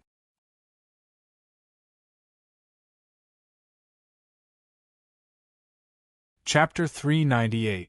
GOR Chapter 377 Country Bumpkin is Angry Bang. Shea kicked open the somewhat rotten door. However, due to the force exerted, the entire door fell down. He took the lead and walked into the room. Behind him was a somewhat bewildered Adeline. Shea was still holding on to Adeline's hand tightly. However, when the poor thing caught a whiff of the musty smell within the room, he was unable to stop himself from wrinkling his nose and sneezing. Shea turned his head and smiled. This place has been vacant for a long time. You should wait for me outside. I will go find some things and go out. Adeline gave a soft but did not move. She simply stared at Shea with an eager expression. There was an unconcealable feeling of attachment in her eyes. Even though she gave a reply, she continued to stay close to Shea.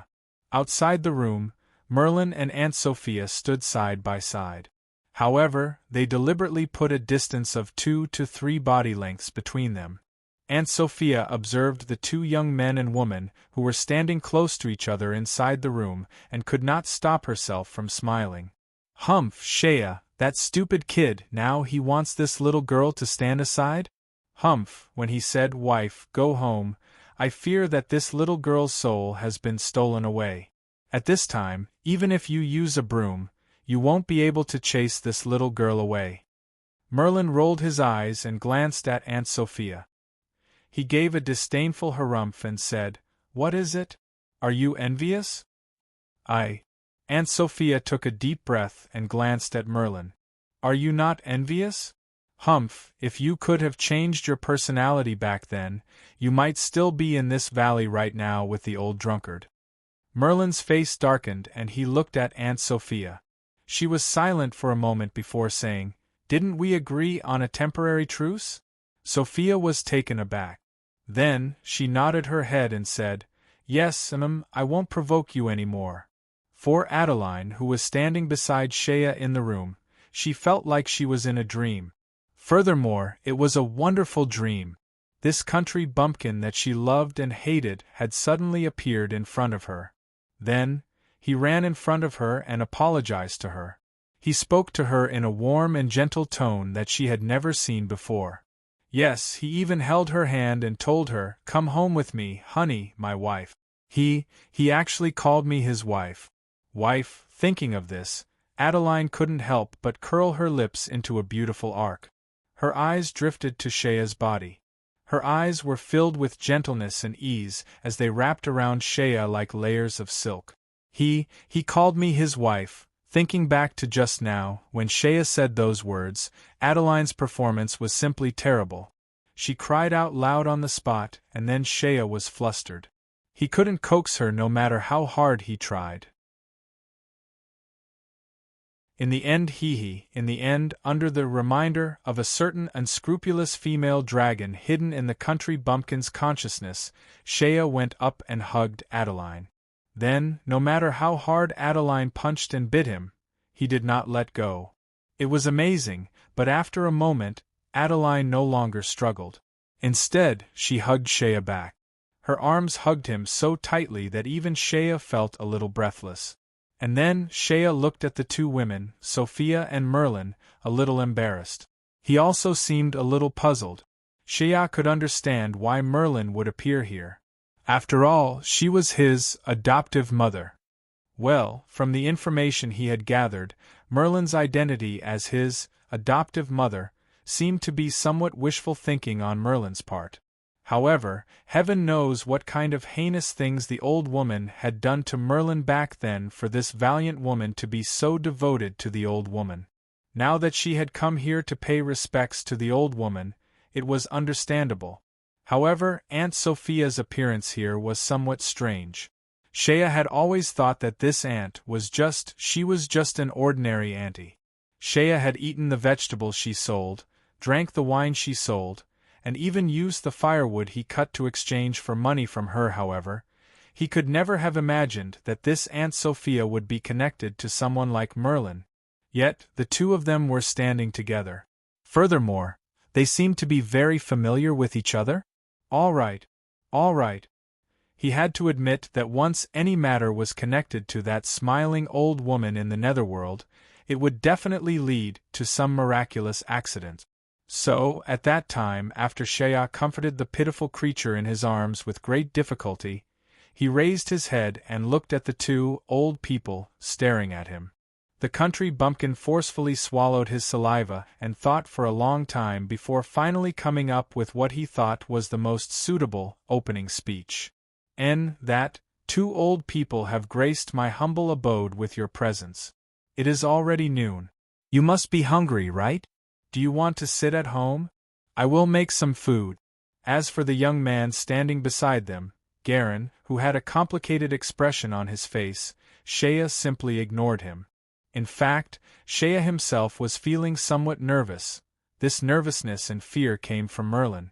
After all, when Adeline left, he had chased after her all the way here. In short, he had gone against Merlin's wishes and had resisted this marriage. If this perverted woman were to go crazy, he was afraid that he would have to suffer again. Therefore, after a very polite greeting, Shea immediately dragged Adeline in the other direction of the valley. Of course, before he left, he did not forget to place the wine bottle at his waist in front of the tombstone. He saw the jar in front of the tombstone and the wine bottle. The smell in the jar, Shea just wrinkled his nose and confirmed that it was Aunt Sophia's handiwork. It seemed that this aunt and that old man had a close relationship. Shea seemed to be rummaging through the house looking for something, but in fact, his mind was racing with various thoughts and ideas. As for Adeline beside him, at this moment, the poor thing's mind could not hold anything at all. All her attention was focused on Shea alone. Her ears and heart kept repeating the word wife over and over again. The way she smiled was slightly infatuated. At this time, even if someone were to beat a drum next to her ear, Adeline might not have any reaction. After a while, Shea dug out a broken pot, and then pulled Adeline, his little tail, out of the house. He looked at the two elders and smiled embarrassedly. I haven't been back for too long. If you want to make something to eat, you have to wait a while. I'll go make a fire. With that, he frowned and muttered to himself, I don't know where the two goblins have died. Maybe that guy Oaks was brought back by Sky Attack. The two goblins together, Okioke is really a little dam. Vicious thoughts raced through Country Bumpkin's mind as he ran outside. Although he had not been back for a long time and the house was somewhat dirty, he still had a stove and other items. Shea carried a bucket of water and ran to the nearby mountain stream to fetch the bucket of water. When he came back with the bucket of water, he ran as fast as he could. It appeared as though he was carrying the bucket of water with ease. However, as he ran, his body bounced up and down, causing the bucket of water to sway in accordance with his pace, yet not a single drop of water spilled out. The others did not notice this minor detail. Naturally, Adeline did not as well. However, Garin, who had been standing quietly to the side, suddenly felt his eyes light up. Shea returned with the bucket of water and washed the pot once. Then, he removed the dust from the stove. Although he had been a general for quite some time now, it was only natural that there would be people to serve him in Denzel City. However, when he did this, he was still able to do it with ease. He ran out of the house and picked up the broken axe that was lying on the pile of wood. Then, he swung it a few times. Thankfully, although it was somewhat rusty, it could still be used. Firewood was a simple matter. There was nothing else in this mountain, but there were plenty of trees. Shea picked up the axe and ran into the forest. Before he left, he turned around to look at Adeline. He smiled and said, "Don't follow me. There are many branches in the forest. I don't want to cut you." Adeline appeared reluctant and she stared at Shea. Even now, Adeline had yet to recover from what happened earlier. She felt that it was all just a dream. If Shea were to leave her sight once more, she would likely wake up from this dream. At that moment, how could Adeline allow Shea to leave her sight? She stared at Shea with such a pitiful expression. That expression of hers caused a certain soft spot in Shea's heart to be violently poked. He felt that this girl before him was so moving. Damn it, I was really blind before. How could I see her as a man? Taking a deep breath, Shea approached Adeline and said softly, "Be obedient. I'll go and get some food. It'll be ready in a while. You sit here obediently. There will be delicious food in a while." Looking at Adeline, he suddenly said, "Be obedient." Then, with a paw sound, he kissed Adeline's forehead. This seemed to be purely a subconscious action. No one even taught him this action. It seemed that all men in the world would naturally do this under such circumstances. Adeline, on the other hand, was stunned by this sudden intimate action. She subconsciously touched her forehead. "Just now he kissed me?" Shea finally reacted. His face turned red, and he ran into the forest as if he was escaping. Sure enough, he was a country bumpkin who grew up in the mountains. In just half an hour, Shea came out from the forest. He carried a bundle of firewood on his back and an axe on his waist. His left hand carried 2 fat wild rabbits, and his right hand carried several pheasants. Then, he began to get busy. He skinned the game he hunted and cleaned it. Then, he used the salt and seasoning that he carried with him. Finally, when he began to chop the firewood, Adeline finally noticed something different. Shea threw the pile of firewood that he had chopped back from the forest on the ground. Then, he began to chop the firewood one by one.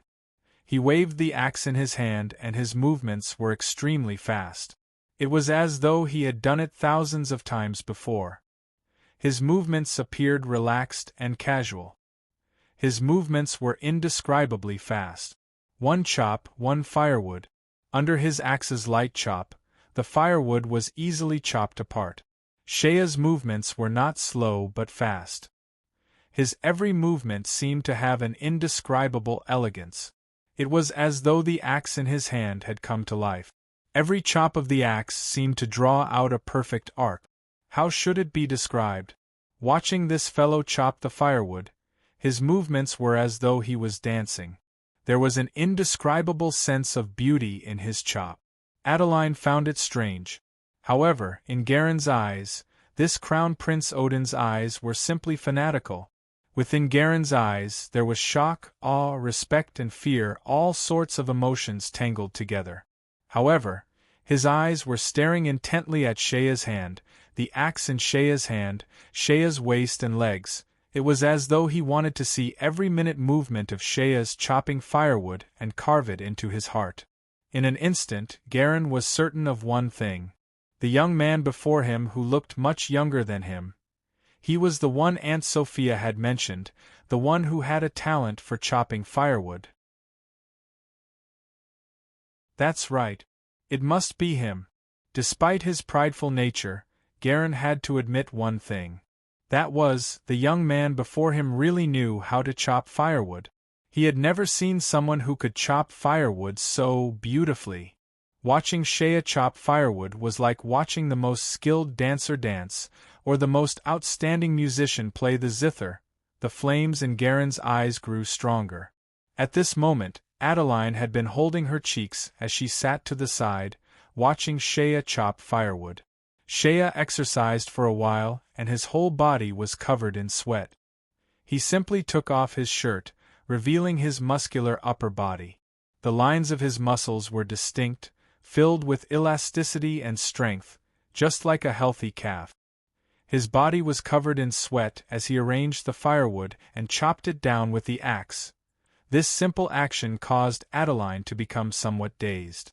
She looked at Shea with sparkling eyes. Shea noticed that the poor thing beside him was looking at him with a strange expression. If it was before, Shea would have kicked the poor thing away. But now, what kind of joke was this? This was his wife. Additionally, when Adeline looked at him with such a dazed expression, a faint sweetness emerged from the heart of this country bumpkin. He suddenly composed himself and casually picked up a piece of firewood with his hand. Focusing his attention, he held the firewood in his left hand and the axe in his right hand. Chi-chi. The rusty axe in Shea's hand, in an instant, seemed to transform into countless axe shadows. Cold light flashed out in all directions and the firewood in his left hand suddenly disintegrated. Each and every one of the wood threads completely followed the pattern of the wood and blossomed out in an orderly manner. An incomparably beautiful flower appeared in Shea's hand. Every single one of the wood threads was as fine as a human's hair. Adeline was dumbfounded. No matter how slow-witted she was, she suddenly recalled that yesterday Aunt Sophia had used the same trick. Here, this is for you. Shea gently placed the firewood flower into Adeline's hand. He scratched his head and smiled in embarrassment. There was a trace of shyness in his voice as he said, I heard that when a man likes a woman, he would give her a flower. There are many trees and grass in this mountain, but there are no beautiful flowers. So, this flower, I will give it to you. Speaking of which, I don't think I have given you anything before. Those words immediately caused Adeline to fall into a state of confusion once more. At this moment, who cared about his firewood chopping skills or the mysteries of the power of the strong in this girl's eyes? There was only the flower in her hand. This was the first gift from the man she loved. The first bouquet of flowers. Adeline's eyes were practically on the verge of popping out little stars. Her face, there was a very cliché way to describe it, a love-struck expression. Next, the girl raised her eyelids and used her sparkling eyes to look into Shea's eyes. Their gazes seemed to be on the verge of creating some romantic sparks. However, there was someone who spoiled the mood. A figure flashed to Adeline's side in a single step. Garin quickly reached out with his hand and took the firewood flower from Adeline's hand. He held it in front of him, and his eyes seemed to be filled with flames as he stared at the item in his hand. Hey! Give it back to me! In her panic, Adeline had forgotten that this Garin was someone she feared. In fact, with Shea by her side, Adeline had an instinctive feeling that there was nothing to be afraid of. Adeline reached out to snatch it back. Garin frowned and casually raised his hand, causing Adeline to stagger back a few steps. Ouch! Her eyebrows furrowed and she sat down on the ground, clutching her calf in pain. How could this be? Shea did not expect something like this to happen. This was the first time in his life that he had thickened his skin and mustered up the courage to give his wife a flower. This was Lao Tzu's first time. There was actually such a blind bastard who came to mess up such a precious first time and ruin such a memorable moment? At that moment, Shea's heart was filled with rage. This rage was greater than anything else. Additionally, Garen had actually pushed Adeline away to sit on the ground? How could this be? Hitting Lao Tzu's wife? And right in front of this great master's eyes? Country Bumpkin's eyes turned red and he roared out. He raised the axe in his hand and shouted, "What kind of bastard is this?" The axe flashed out and it hacked down toward Garen's head. "I don't care who you are. You dare to bully Lao Tzu's wife in front of Lao Tzu. If I don't hack you, who will I hack?" Country Bumpkin was furious. If you want to know what happened next, please go to www.chidian.com to read more chapters. Support the author, support the original reading.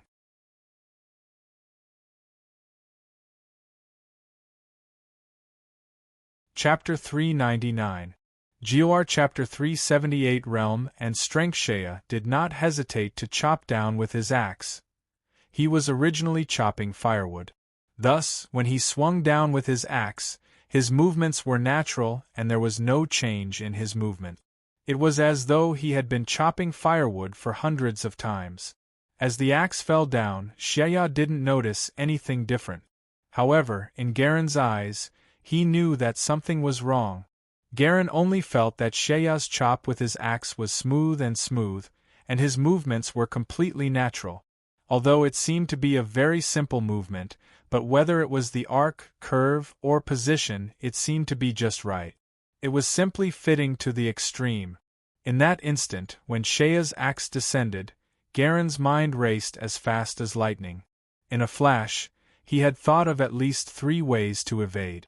However, he was shocked to find that the 3 ways to evade were completely useless in the face of this axe move. It was as though this simple axe move from Shea had completely sealed off all of his escape routes. This seemingly simple chop of the axe was simply marvelous to the extreme. Garen exhaled and shouted, "Hey!" He watched as the Crown Prince Odin quickly raised both his arms and crossed them before his head, forming a cross, "Kring." A heavy collision sound rang out as the axe ferociously slammed into Garland's crossed arms. The sound of metal clashing could be heard, as Garland's 2 sleeves were instantly torn apart by the surging energy, turning into pieces of cloth that fluttered in the air. Shockingly, there were 2 black-colored metal bracers covering his 2 exposed arms, from his forearms to his wrists. These bracers were different from ordinary armored bracers. They were 2 sealed cylindrical metal bracers that covered both his arms. The bracers appeared to be black in color. However, there was also a faint golden glow to them. It was unknown what kind of material they were made of. However, when Shea's axe struck the bracers, it was immediately deflected away. Forget splitting open the bracers, the blade of the axe was unable to even leave a mark on the bracers. As Shea's axe fell, he immediately felt the opponent's vigorous strength rebounding back, and the axe immediately bounced up high. This was originally a rotten axe that had been thrown out in the open. Who knew how much wind and sun it had been exposed to? How could it withstand the tearing of these 2 young experts? After Shea felt the strong recoil force, he instinctively clenched the axe handle, trying to suppress the opponent's strength. However, he heard a muffled sound. The wooden handle of the axe, after all, had been exposed to the sun and rain for a long time, and had long since rotted and broken. When Shea forcefully grasped it and pressed it down, it finally couldn't bear it and immediately broke. The heavy axe broke into 2 pieces, and the axe flew into the sky. It turned into a black light and landed far away on the ground. Crack! The blade of the axe landed at the feet of the 2 women who were standing outside the house. When it landed, the head of the axe had sunk deep into the ground, almost half of it had sunk into the ground. Shea's face was full of surprise as he stared at Garland with wide eyes. This kid's strength is not small. He even hid these two things in his sleeves? The shock in Garland's heart was no less than Shea's. Although Shea's axe move looked simple, it seemed to have reached the realm of returning to the basics. A simple axe move was actually able to force him into a situation where he could not dodge, forcing him to use his strength to meet the opponent head-on. Such a move was actually executed by a youngster who appeared to be much younger than him. Additionally, in that short exchange of blows, Garland was able to tell that this youngster's moves were extremely exquisite, and his strength was definitely not weak.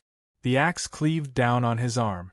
Although he was protected by a pair of special arm guards, the force behind it still caused Garland's arms to feel numb. Although the two of them did not use their full strength, and it was only a short exchange of blows, neither of them managed to gain the upper hand. This was amazing. Who was Garland? He was the eldest prince of Odin. He was the eldest son of the human race's #1 expert, Emperor Odin God. He was trained by Emperor Odin God from a young age, and his talent was also recognized by his father. It could be said that he was the most likely candidate to succeed Emperor Odin God in the future. This qualification was enough to show how powerful his strength was. It must be known that the identity of Emperor Odin God was synonymous with the strong. Garland was not even 31 years old, but his strength was already at the peak of the martial arts world, and he had already peaked into the realm of the strong. It could even be said that he already had 1 foot in the realm of the strong. It was just that the time he had to comprehend it was still short. Emperor Odin God had sent him out to train, hoping that he could receive more training from Aunt Sophia, so that he could comprehend the true essence of strength as soon as possible. It was to consolidate the realm and level he had just entered the realm of the strong. It could be said that this Garland standing in front of Shea could already be considered as a quasi-strong expert. But even so, he was unable to dodge Shea's axe. Garland stared at Shea in shock. Originally, when he saw Shea chopping the firewood, he had already regarded Shea as a young genius who could rival himself. But after seeing that axe, Garland's evaluation of Shea instantly rose by a lot. Garland could think of so many things in an instant, but in Shea's mind, his thoughts were much simpler. The axe broke? That was because the weapon in Lao Tzu's hands was too weak. Since the axe could not chop this guy, Lao Tzu's flaming fork should be able to chop off that pair of arm guards of yours, right? Once Shea's anger flared up, it could not be extinguished so easily. The country bumpkin had already pulled out the flaming fork from his waist. With a snort, he thrust out his chest. The moment Shea pulled out the flaming fork, Garland had instinctively stepped back a few steps. As the crown prince of the Odin kingdom, Garland's combat experience was definitely not weak. Seeing that Chen Xiaolian still had something up his sleeve, Garland instinctively increased the distance between the two of them. His face was solemn. Suddenly, both his arms shook and a caw-caw sound could be heard. It was unknown what kind of mechanism he had activated, but the metal arm guards on both his arms suddenly ejected out a few cold, glinting blades. The two arm guards had 3 inverted blades that looked like fish fins. They were sharp and gleaming with a cold light. Clearly, that was Garland's weapon. Shea had never seen such a strange weapon before. Looking at it, he was stunned for a moment. However, his hands did not stop moving and the flaming fork viciously pierced towards Garland's chest. This stab was fierce. Before the flaming fork arrived, a gust of wind shot towards Garland's face. Garland frowned and brought both his arms together, making a strange crossing motion. The blades on the 2 arm guards immediately turned into 2 barbs. Shea's flaming fork stabbed towards Garland's chest. Immediately, Garland took a big step back and twisted his body, clamping down on the flaming fork with both his arms. With a caw sound, the 2 blades clamped down on the flaming fork tightly. Shea immediately felt the flaming fork being clamped down by Garland, unable to move forward or backward. This fellow's strength is not small. Shea sneered inwardly. Clamping down on my flaming fork?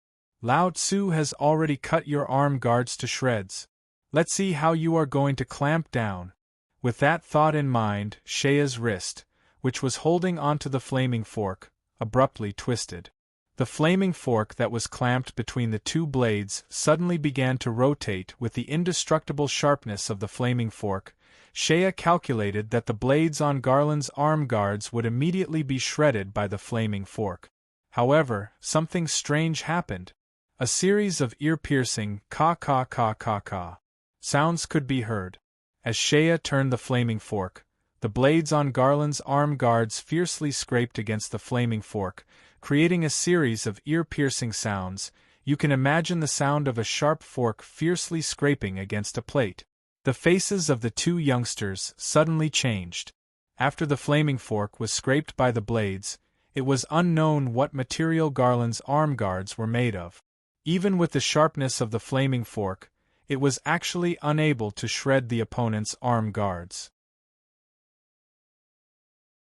Both of their faces changed at the same time as the ear-piercing sound was heard.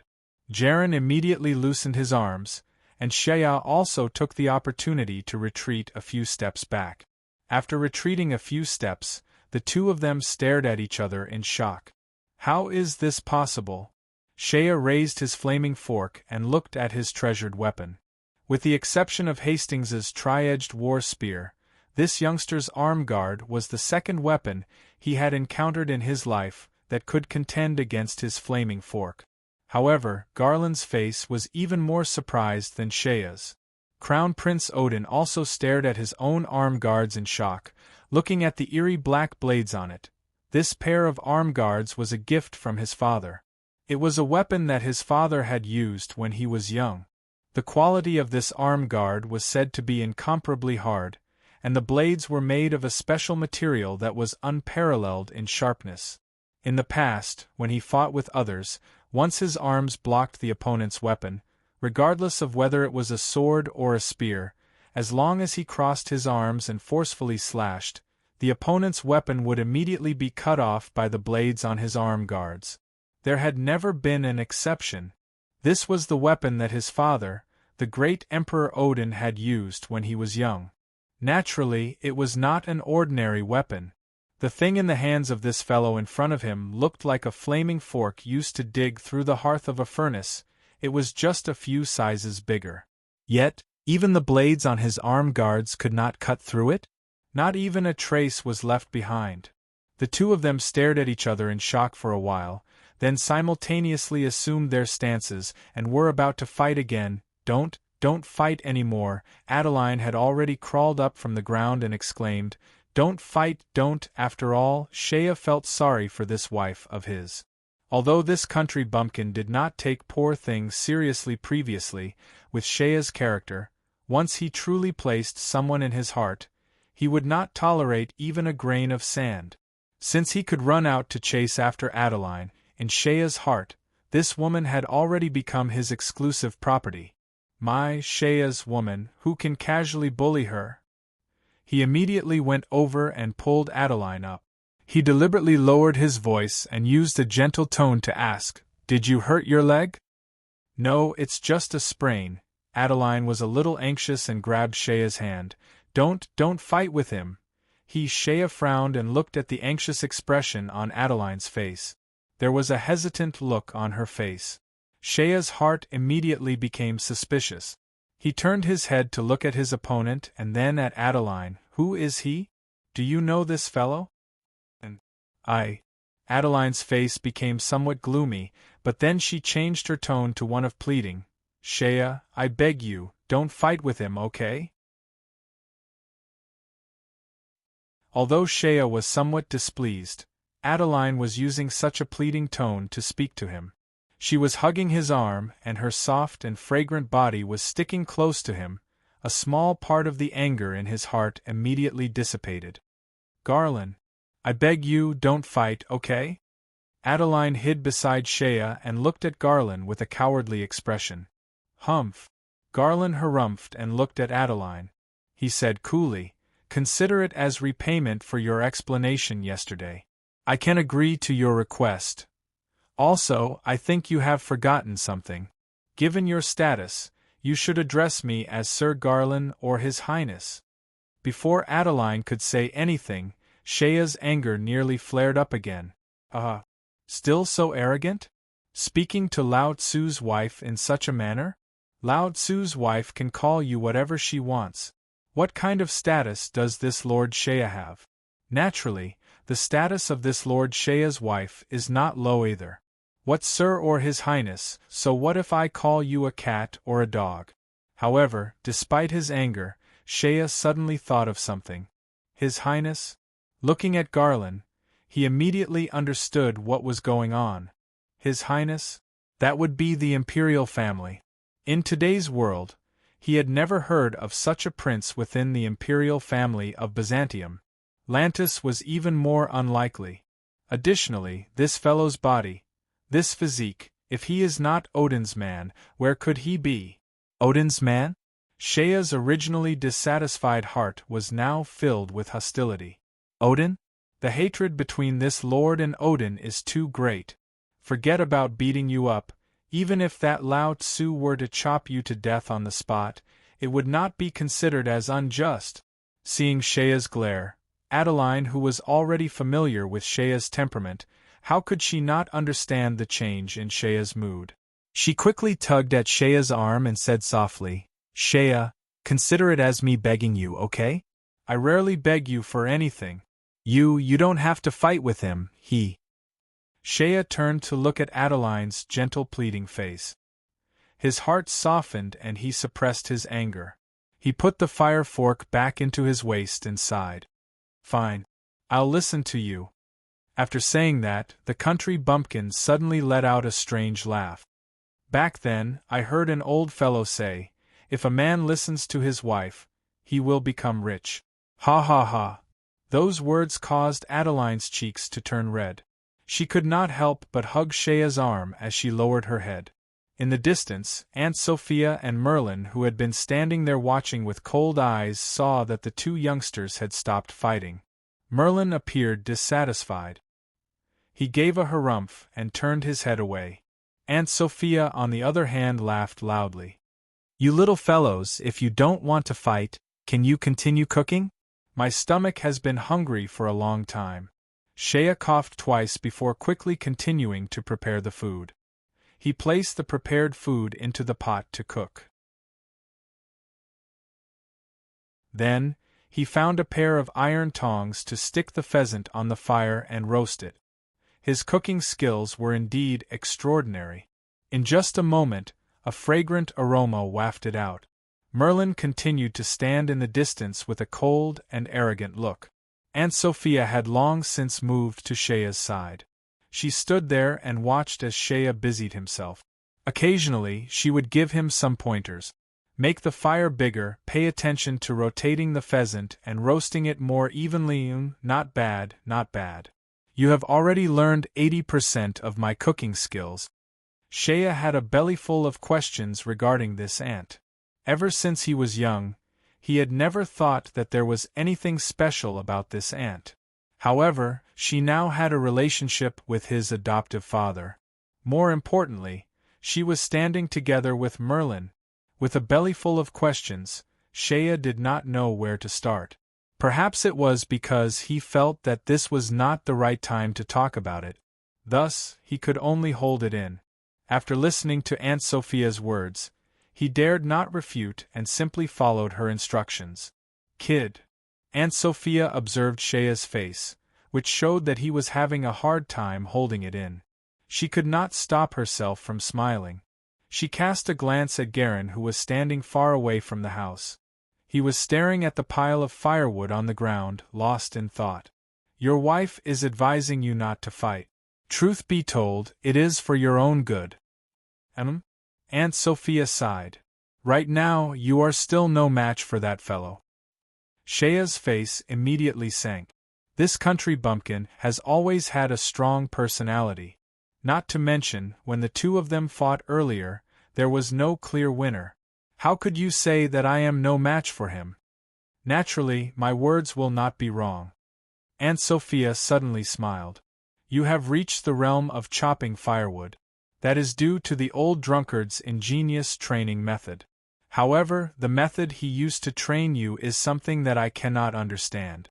In my opinion, you are simply a freak. Freak? Shea opened his mouth. That is right. To put it simply, the current you, compared to the kid outside him, let's put it this way. Your level of comprehension is slightly higher than his. However, your strength is still slightly lower than his. I don't know if you can understand what I mean. Shea. Back then, how the old drunkard trained you was something that I had seen with my own eyes. It seems that he had tried a new method on you. When others teach their disciples, they would teach them some theories and practice them for a while. Then, when their strength improves, they would teach them more in-depth theories. Step by step. Back then, the old drunkard's other disciple was trained using this conventional method. That Hastings fellow, I believe you know him. Shea. Not just know him, however, later on, the old drunkard seemed dissatisfied with that method of training. He felt that the method was not good enough. Thus, when it came to you, he came up with a new method. That is to desperately think of ways to increase your level of comprehension. Regardless of whether or not you have truly comprehended it, he first instilled a bunch of theories into your mind. Then, after chopping firewood for over 10 years, his comprehension of the realm of comprehension slowly seeped into your mind through the process of chopping firewood. Thus, it became a habit for you, regardless of whether or not you have truly comprehended it. It had raised your level of comprehension to a very high level. However, he did not teach you how to practice it. Aunt Sophia stroked her chin. I think this method is a little perverted. There are advantages as well as disadvantages. The disadvantage is that even though you have a head full of knowledge, you do not know how to use it. In the beginning, your strength will be very low and you will be easily bullied by others. If you die, then even if your theory has reached the level of a master, it will be useless. But the advantage is, once you begin to rise, with a strong foundation of theory and realm, your progress will be much faster than anyone else's. Simply put, if you do not become enlightened, you will be a noob for the rest of your life. However, once you become enlightened, you may be able to quickly transform into a great expert in a short period of time. Shea seemed to have understood something. So, if you do not make a move and just chop the firewood or show off your skills of chopping wood, you will definitely be able to scare the kid outside. However, once you make a move and the two of you compete with your true strength and martial arts, it is not that I am looking down on you, Shea. Given your current level, you are only at level 8 or 9. He will need at most a quarter of an hour to kill you. Shea's first reaction was that he didn't believe it and wasn't convinced. However, looking at Aunt Sophia, this aunt whom he had known since he was young, the way she spoke was exactly the same as before. However, there was a strange feeling in his heart. Furthermore, the things that the other party had said didn't seem to be fake at all. Aunt Sophia, you. Shea frowned. All right, kid. Now is not the time to chat. I know you have a stomach full of questions. However, there will be a chance for you to slowly ask. For now, filling your stomach is more important. Aunt Sophia laughed out. Shea nodded his head and was about to say something. Shea, come here. Merlin's cold voice suddenly came from outside the room. Shea was stunned. How could he dare to slack off when Merlin summoned him? He quickly ran out and moved to Merlin's side. Adeline was also standing beside Merlin. There was a somewhat anxious look on her face. Merlin coldly regarded Shea and suddenly raised his hand. Slap. A slap landed on Shea's face. Shea was stunned by the slap and he raised his head to look at Merlin. Do you know why I slapped you? Merlin's face was cold. Shea sighed and looked at Adeline. I know. I was wrong. I should not have let Adeline run away. I was not good to her. Idiot! Who cares about that? Merlin rolled his eyes. It's not about that? Shea was dumbfounded. To be continued. If you want to know what will happen next, please go to www.chidian.com. There are more chapters. Support the author, support the original reading.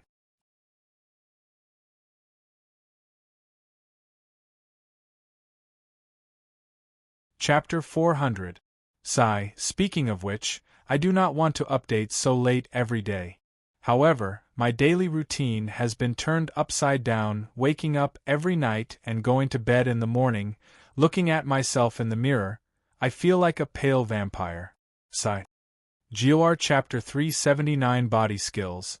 Blood Rage. Merlin clenched his teeth and pointed at Garen, who was squatting in the distance and staring blankly at the firewood. That fellow. Just now you actually couldn't beat him. What a disappointment. Do you know who he is? Who is Lao Tzu? Your father, that old drunkard, and Lao Tzu were rivals back then. Humph, the old drunkard was never convinced by the old pervert. No matter how strong the old pervert may be, your father had never shown weakness before him. As his son, you can't beat the old pervert's son? Shea was so angry that he nearly puked out blood. He glanced at Adeline and forced himself to swallow his words. He was not the type to push the blame onto a woman.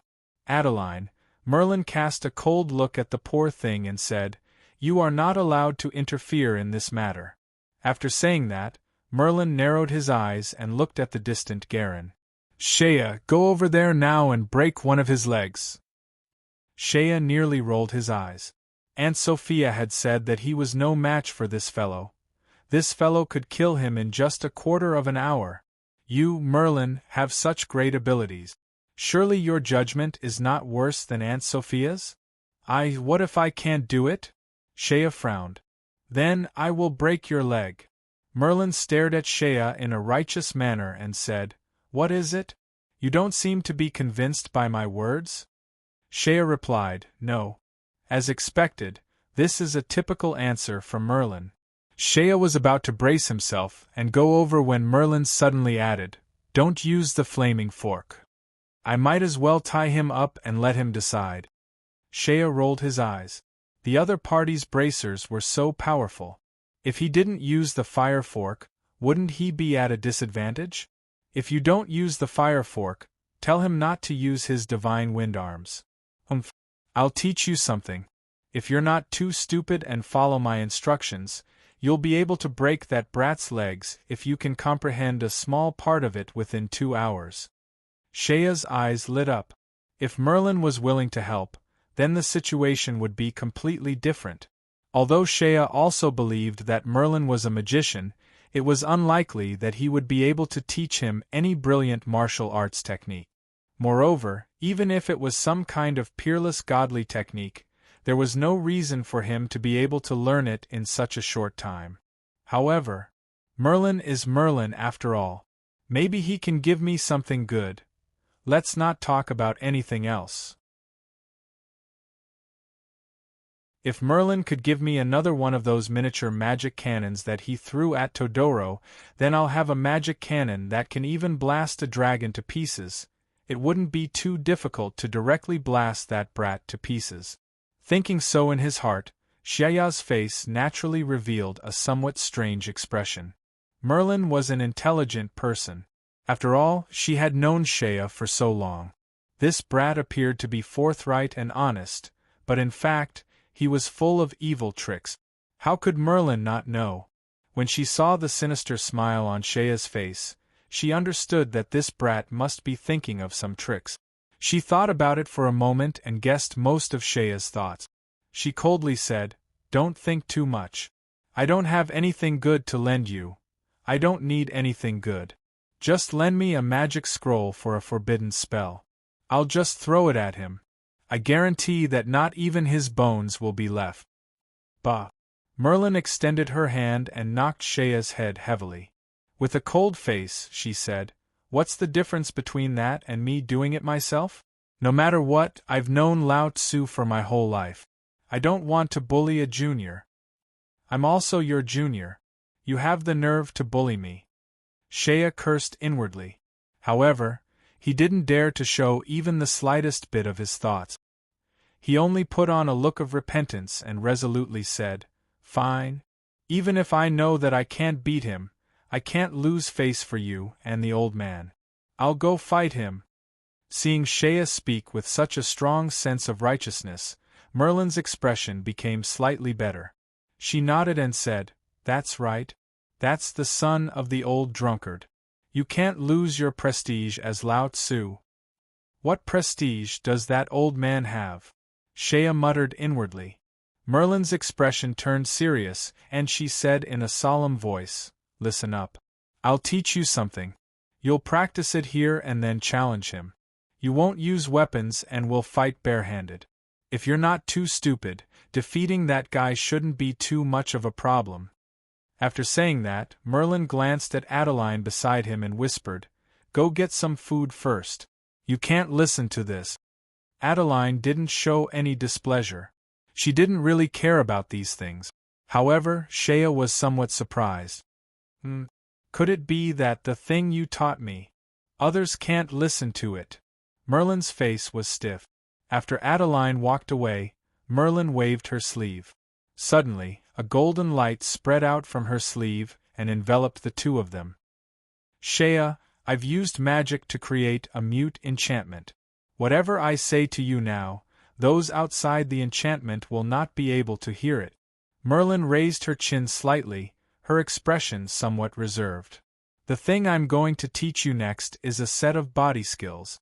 Or rather, it is a set of combat techniques similar to fist skills." Body skills. Shea was puzzled by this unfamiliar term. Merlin glanced at Shea and sighed. The meaning of body skills is generally to differentiate between ordinary combat techniques and magic. In other words, it is what you usually call martial arts. It is a type of skill that uses one's own body to strengthen one's body and directly cause damage to the enemy. You can just say that it's a method of using fists to fight barehanded. Shea pursed his lips to the side. However, when he saw the sparks in Merlin's eyes, he quickly shut his mouth.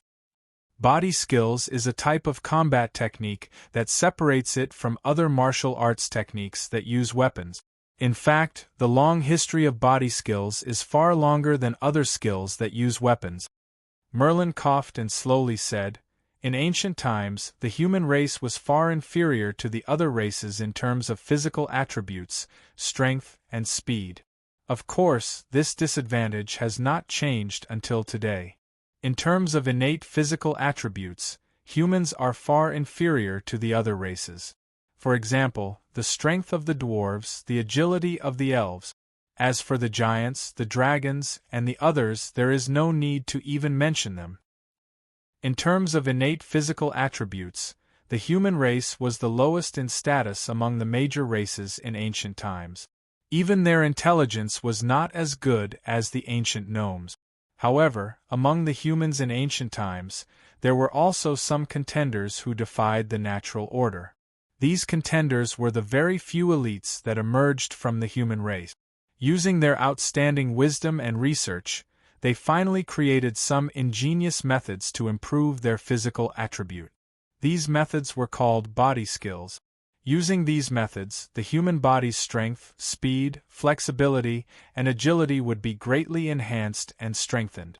The creation of these body skills finally created a group of contenders from the human race. These human contenders had sufficient strength in these body skills, and after cultivating them to the extreme, they could explode with unparalleled strength. Even in ancient legends, those human contenders who had cultivated their body skills to the extreme could even fight with dragons barehanded without any external help. Fighting a dragon with his bare hands? Shea's mind suddenly conjured up a scene of him facing a roaring dragon with his bare hands, and then he fiercely shuddered. This seems to be a bit too exaggerated. However, his heart suddenly moved. It seems that combat energy can also enhance a person's strength, right? Could it be that the body skills you're talking about are combat energy? It's not combat energy. Merlin shook his head. Although, strictly speaking, Combat energy can also be classified under the category of body skills. Combat energy only appeared a long time later. Moreover, the cultivation of combat energy includes a considerable part of the cultivation of mind power. The source of combat energy is not only from the warrior's body, but also from mind power, as well as the extraction of life force. This principle is too complicated. If I were to explain it to you, I'm afraid I won't be able to explain it clearly until this time tomorrow. Merlin frowned. However, what I'm going to teach you is a type of body skill that has been passed down since ancient times. It doesn't require the cultivation of mind power. Instead, through a method, it directly stimulates the strength of the human body. In an instant, your strength, senses, and all the potential in your body explode out in a short period of time. Explode out in a short period of time? Not explode out, but explode out. Merlin corrected Shea's choice of words. What's the difference? Shea frowned. He was gradually becoming interested. Of course, there's a big difference. Merlin threw a "you're so stupid" look at him before explaining. For example, if you have a wooden pile in front of you, you can break it with one punch. Then, the strength of your punch should be around a few hundred kilograms. If you have 100 wooden piles in front of you, you need to break them with 100 punches. Theoretically speaking, that should be the case, right? Shea pondered for a moment before nodding his head. Then, let's assume that the 100 wooden piles are fused together to form a huge wooden pile that is exactly 100 times bigger than the original one. Its size and thickness are exactly 100 times bigger than the original one. However, even if you hit it with 100 punches, you can forget about breaking it. That's the principle. Shea nodded his head. The same principle applies. For example, if you want to knock down a strong man, you need to have a strength of over 100 kilograms. However, if it's a young child, even if the young child has the strength of 10 kilograms in one punch, when he hits the strong man with 10 punches, even if the total amount is 100 kilograms, it is absolutely impossible to knock down the strong man. That's because the strength of 100 kilograms is distributed among the 10 punches. That's equivalent to wasting it. Merlin's words caused Shea's eyes to light up.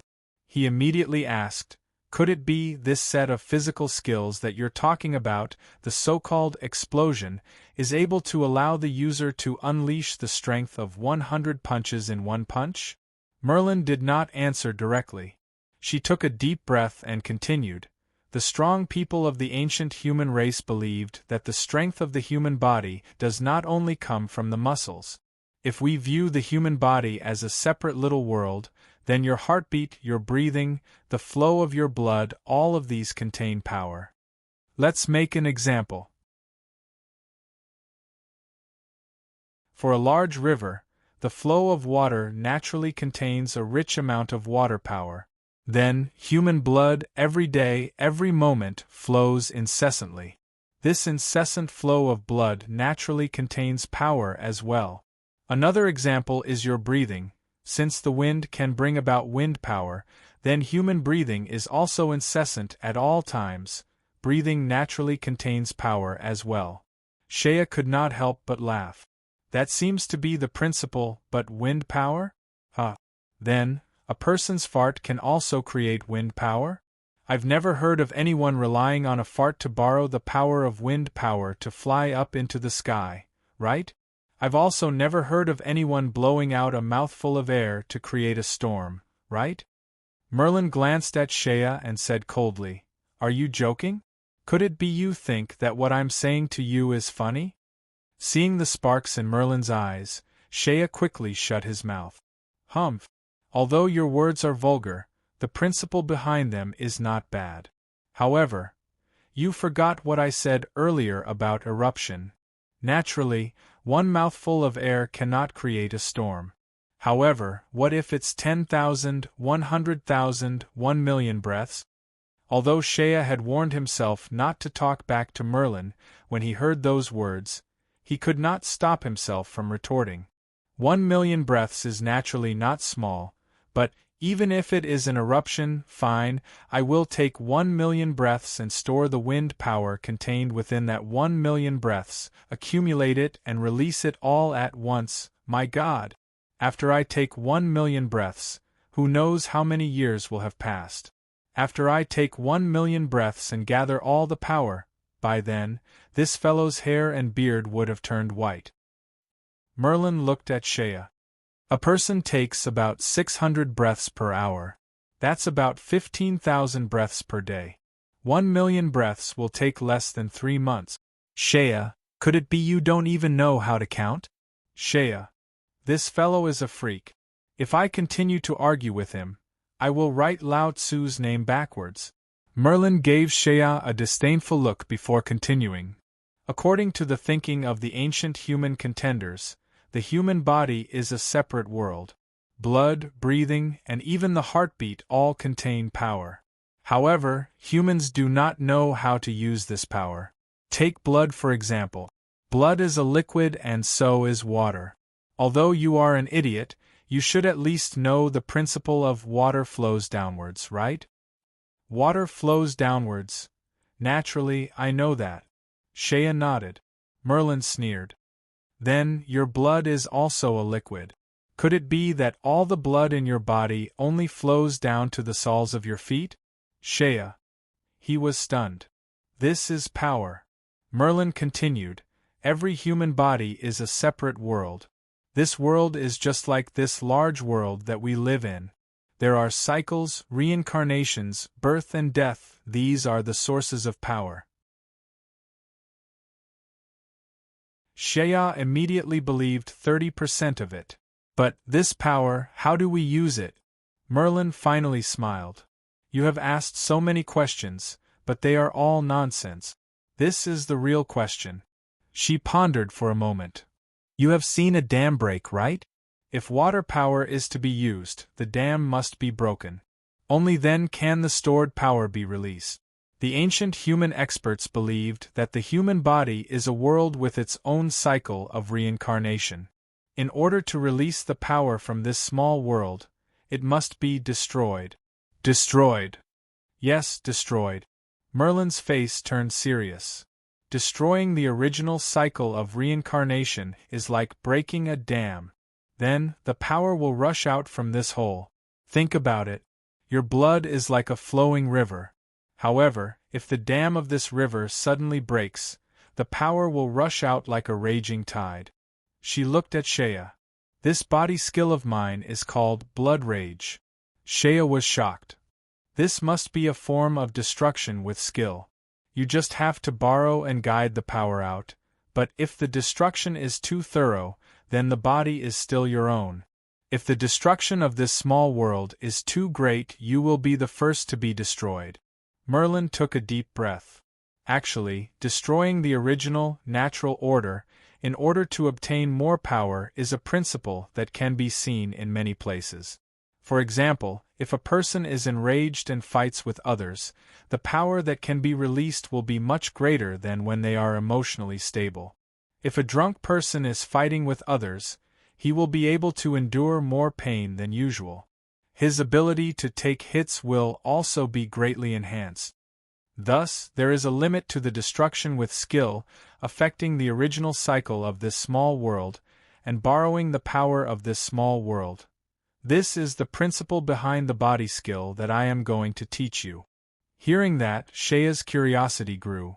Then, this blood rage that you mentioned, how do I destroy it? Or should I say, what method do I use to destroy the original balance? Do you want me to get angry? Or, do you want me to immediately drink 2 barrels of strong liquor and get drunk? Merlin shook her head.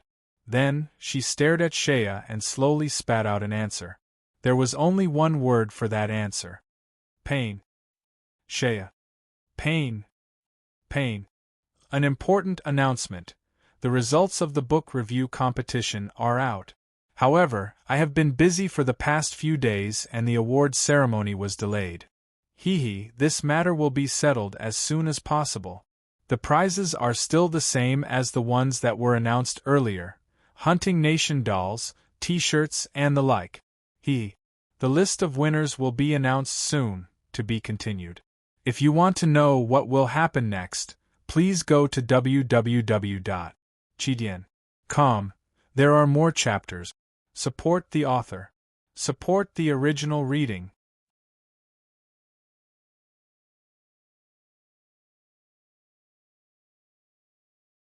Chapter 401. And it took me so long to finish writing. Looking at the time, it is 3:30 in the middle of the night. I am sweating. However, I am done with 2 chapters. Everyone, stop scolding me. My schedule is also in a mess right now. Gor chapter 380. Painshea looked at Merlin. This old witch's expression clearly showed that she was harboring evil intentions. Pain. Hearing those words coming out from Merlin's mouth caused a strong sense of unease to emerge from Shea's heart. Pain? Shea asked again. Yes, pain. Merlin's answer was clear and straightforward. Then, after considering it for a moment, she slowly said, a very, very intense pain. Thank the heavens, at least you are telling the truth. Shea rolled his eyes. Merlin revealed a sinister smile and said, even if I were to tell you it is just a slight pain, would you believe me? Shea shook his head resolutely. Then it will be fine. Merlin pursed her lips to the side. Then, she retracted the smile on her face and said solemnly, pain can create a huge stimulus for you. As long as you make use of this stimulus and find the right place to exert force, the pain will be able to break the natural cycle of the small world within your body and guide out the power within. Will there be any danger? That was the question that Shea was most concerned about. As for danger, there will probably be a little bit of it. Merlin rolled her eyes and looked up at the sky. Don't worry, this old lady will not let anything happen to you. Shea stared at Merlin and said, why don't you dare to look at me when you say that? Merlin coughed out and put on a stern face. She said fiercely, do you want to train or not? Tell me clearly. Can I refuse? Shea asked gingerly. You can. Merlin's answer was straightforward. But as I said earlier, if you cannot break Garen's leg, I will break yours and turn you into a frog. So, you have the right to refuse. You also have the right to turn me into a crippled frog, am I right? Absolutely correct. Shea took a deep breath and slowly exhaled. He looked into Merlin's eyes with a sincere expression. You're fair and just in handling matters. I'm sincerely convinced and deeply impressed. Since that's the case, let's start practicing. Why do I feel like you're not telling the truth? Merlin narrowed his eyes. You flatter me. Shea's face was stern. I'm praising you from the bottom of my heart. I think you must be cursing me in your stomach. Shea, your wisdom can indeed illuminate the entire world. Merlin ignored Shea's sarcastic remarks and said seriously, since you have no objections, let's start practicing. She raised her head to look at the sun. There's still some time before lunch. If you learn quickly, you should be able to comprehend some of it. Before lunch, you can go find that Garen and spar with him. As he spoke, Merlin looked around. We can't do it here. Let's go into the forest. Merlin turned and walked into the forest with Shea following behind. The expression on his face was as though he was on his way to the execution ground. At that moment, Adeline was standing in the distance, looking at Shea. She saw her fiancé with a solemn and stirring expression as he followed Merlin into the house. She could not help but feel puzzled. She waved at Shea, only to receive a reluctant look from Shea in a slightly more spacious clearing within the forest. This place is not bad. No one will disturb this old man teaching you. Merlin looked around with satisfaction. Let's start. Shea had a look of struggle on his face. He puffed up his cheeks for a long time. All right, the environment here is not bad. Even if I die here, it won't be a loss. Let's start. Merlin ignored Shea's strange words. He slowly pulled out an item from his right sleeve. It was a long iron box. After Merlin pulled it out, his expression immediately became very serious. His eyes also became solemn. When the box was opened, there was a row of thin and long bottles that resembled the shape of a human finger. There was a total of 5 bottles. Merlin extended 2 fingers to pick up the first bottle. He used his fingernails to pry open the bottle cap and handed it to Shea. "Drink it." "What is this?" "I told you to drink it, so drink it." Merlin frowned. "Do you think I would harm you?" "Good question. This question is very difficult to answer." Shea muttered to himself. He could only sigh and accept the bottle. Anyway, he couldn't refuse, so he simply closed his eyes and raised his head. Gulp, he poured the contents of the bottle down his throat. It was a liquid that was neither bitter nor sour. He did not know what it tasted like. It was very strange. However, it did not taste as bad as he had expected. The second bottle. Merlin picked up another bottle and handed it to Shea. Like before, Shea gulped it down. After that, Merlin let Shea drink the potion from each of the 5 bottles in the box. Shea gulped down all the bottles in one go before exhaling. He felt that his tongue was somewhat numb, and he could not stop himself from spitting it out. He used his fingers to scratch his tongue and frowned. "Just what is this? Why is it so numb?"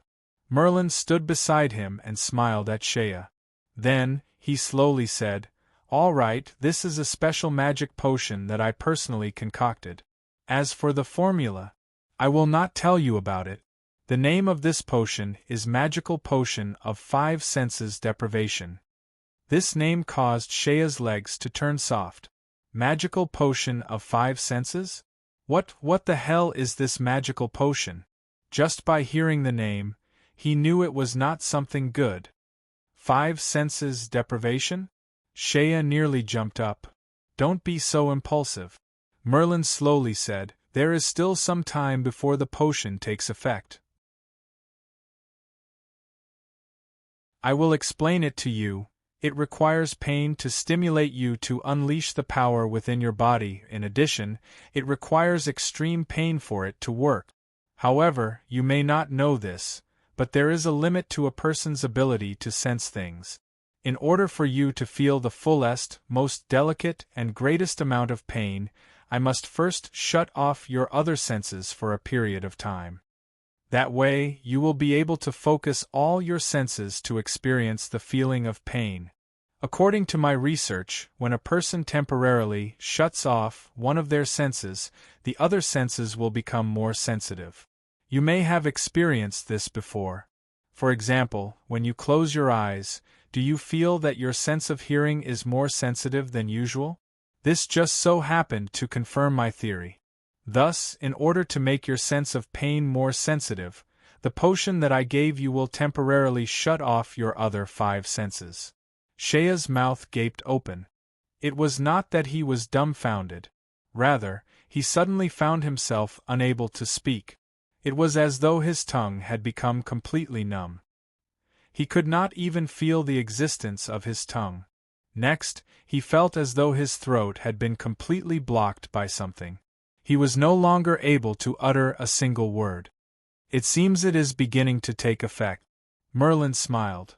"Next, your sense of hearing will gradually disappear, and then, Shea could no longer hear. He could only see Merlin's lips moving. However, he could not hear a single sound. Merlin observed the expression on Shea's face and smiled. Suddenly, he extended a finger and gently poked the space between Shea's eyebrows. As Shea was feeling puzzled, a voice suddenly rang out from the depths of his heart. "Now, let us continue with what we were talking about earlier." "Merlin?" Shea's heart suddenly cried out in shock. If not for the fact that he could not speak, he would have screamed out. "Don't make a fuss about nothing." Merlin's voice continued to ring out from within his heart. "As the greatest magician of this era, do you think that I do not even know how to read minds?" Shea. "All right, let me give you a hint. I am now using telepathy to talk to you. This is a magic of a higher level compared to mind reading. Humph, by the way, let me tell you this. Truth be told, I can clearly hear the words that you normally curse me in your heart through mind reading. Shaya's face turned pale. This woman. She actually knows all about it? This crazy woman. Normally, he would curse her in his heart. Could this crazy woman be taking advantage of this opportunity to take revenge on him? By the way, I really don't like the nickname Crazy Woman. As Shaya was thinking about this, Merlin's voice rang out from within his heart once more. He was so shocked that he shuddered. He dared not even think about it anymore. If you must give me a fearful and slanderous nickname, you can call me the Great Crazy Woman in your heart. Humph. Merlin glared fiercely at Shaya. Then, he pulled out something from his sleeve and shoved it into Shaya's mouth. Swallow it. What is it this time? This time, it is not something precious. It is just an ordinary medicine to calm the nerves and clear the mind. Merlin pursed his lips to the side. Kid, do you know how precious the formula for the 5 senses depriving mystical potion is? I had to use up so many precious materials to concoct it. Humph. After that, Shaya no longer dared to trouble Merlin. He obediently followed Merlin's guidance and slowly sat down. Next, everything before his eyes began to turn black. His ears also began to turn silent. Finally, everything before him turned dark. His vision disappeared. He could no longer hear the sound of the wind and the chirping of the birds within the forest. His sense of hearing had disappeared. It was as though the world had turned silent. With Merlin's guidance, Shaya's heart quickly calmed down. Next, he immediately felt. This feeling was indeed quite miraculous. He couldn't hear anything, couldn't see anything, couldn't smell anything, and couldn't make any sound. It was as though all his senses had disappeared. It was as though the world had fallen into a state of absolute silence. Silence. An indescribable silence. This type of silence was not the usual type of silence. Rather, it was as though his entire being, from the outside to the inside, to the depths of his body and soul, had fallen into a state of tranquility and clarity. Now, slowly relax. Clear away all distracting thoughts from your mind. Don't let your imagination run wild. Just settle down and experience this feeling. Merlin's voice became gentler as he slowly said, Next, I will proceed with the second step. Next, Shaya felt Merlin's hand pressing down on his head. His palm was soft, as though he was stroking his head. Soon, a warm current flowed through Merlin's hand and into his body. This is my heart-binding mantra. I will use this method to help you maintain your consciousness. Merlin's voice was steady. As I said before, there is a limit to a person's sensory abilities. For example, when it comes to sensing pain, if it exceeds the limit of what a person can endure, they will instinctively act to protect themselves. Faint. By fainting, they can avoid the pain. However, you cannot. The pain you are about to endure will exceed the limit of what your body can endure. However, you must not faint. Otherwise, our efforts will fail. My heart-binding mantra can allow you to maintain your consciousness. In other words, even if I am going to be in so much pain, I can forget about fainting. I can only endure it, right? Shaya asked inwardly. Correct. Although Merlin's words were somewhat terrifying, Shaya had to admit that the warm current that Merlin had sent into his body was indeed very comfortable. He felt as though his entire body was soaked in a warm stream of water. It was as though he was taking a hot bath. It was as though every pore on his body had opened up and he could clearly feel everything. Clarity. He felt a sense of clarity that he had never felt before. It was as though everything within his body had been fully awakened. In this state of stillness, Shaya seemed to be able to clearly feel his heartbeat, the contraction and relaxation of every muscle in his body, the breathing of every pore, and even the flow of blood. Clarity. It was simply too clear. Next up, I will be using my hands to stimulate you. Merlin's voice interrupted Shea's reverie. According to my research, there are a total of 13 parts of the human body that are most vulnerable and most likely to cause great pain a very interesting number, right? However, you can be at ease, hey. I will not gouge out your eyeballs or kick your crotch, kid. Don't let your imagination run wild. Don't forget that I can hear what you are thinking. The physical pain is just the surface. The real pain is directly stimulating your consciousness and soul. Simply put, your soul. For some unknown reason, when the word soul came out from the mouth of someone like Merlin, it caused one's hair to stand on end. Merlin's voice suddenly came to a halt. Shea could only feel a sense of silence. As he was feeling puzzled, suddenly, a wave of impact nearly knocked him down. Two cold needle-like objects suddenly pierced through his eyes, directly piercing into his brain from his eyes. This sudden and intense pain caused Shea's entire body to tense up. The immense pain caused him to open his mouth and throat, and he subconsciously made a roaring gesture. To be continued. If you want to know what will happen next, please go to www.chidian.com. There are more chapters. Support the author, support the original reading.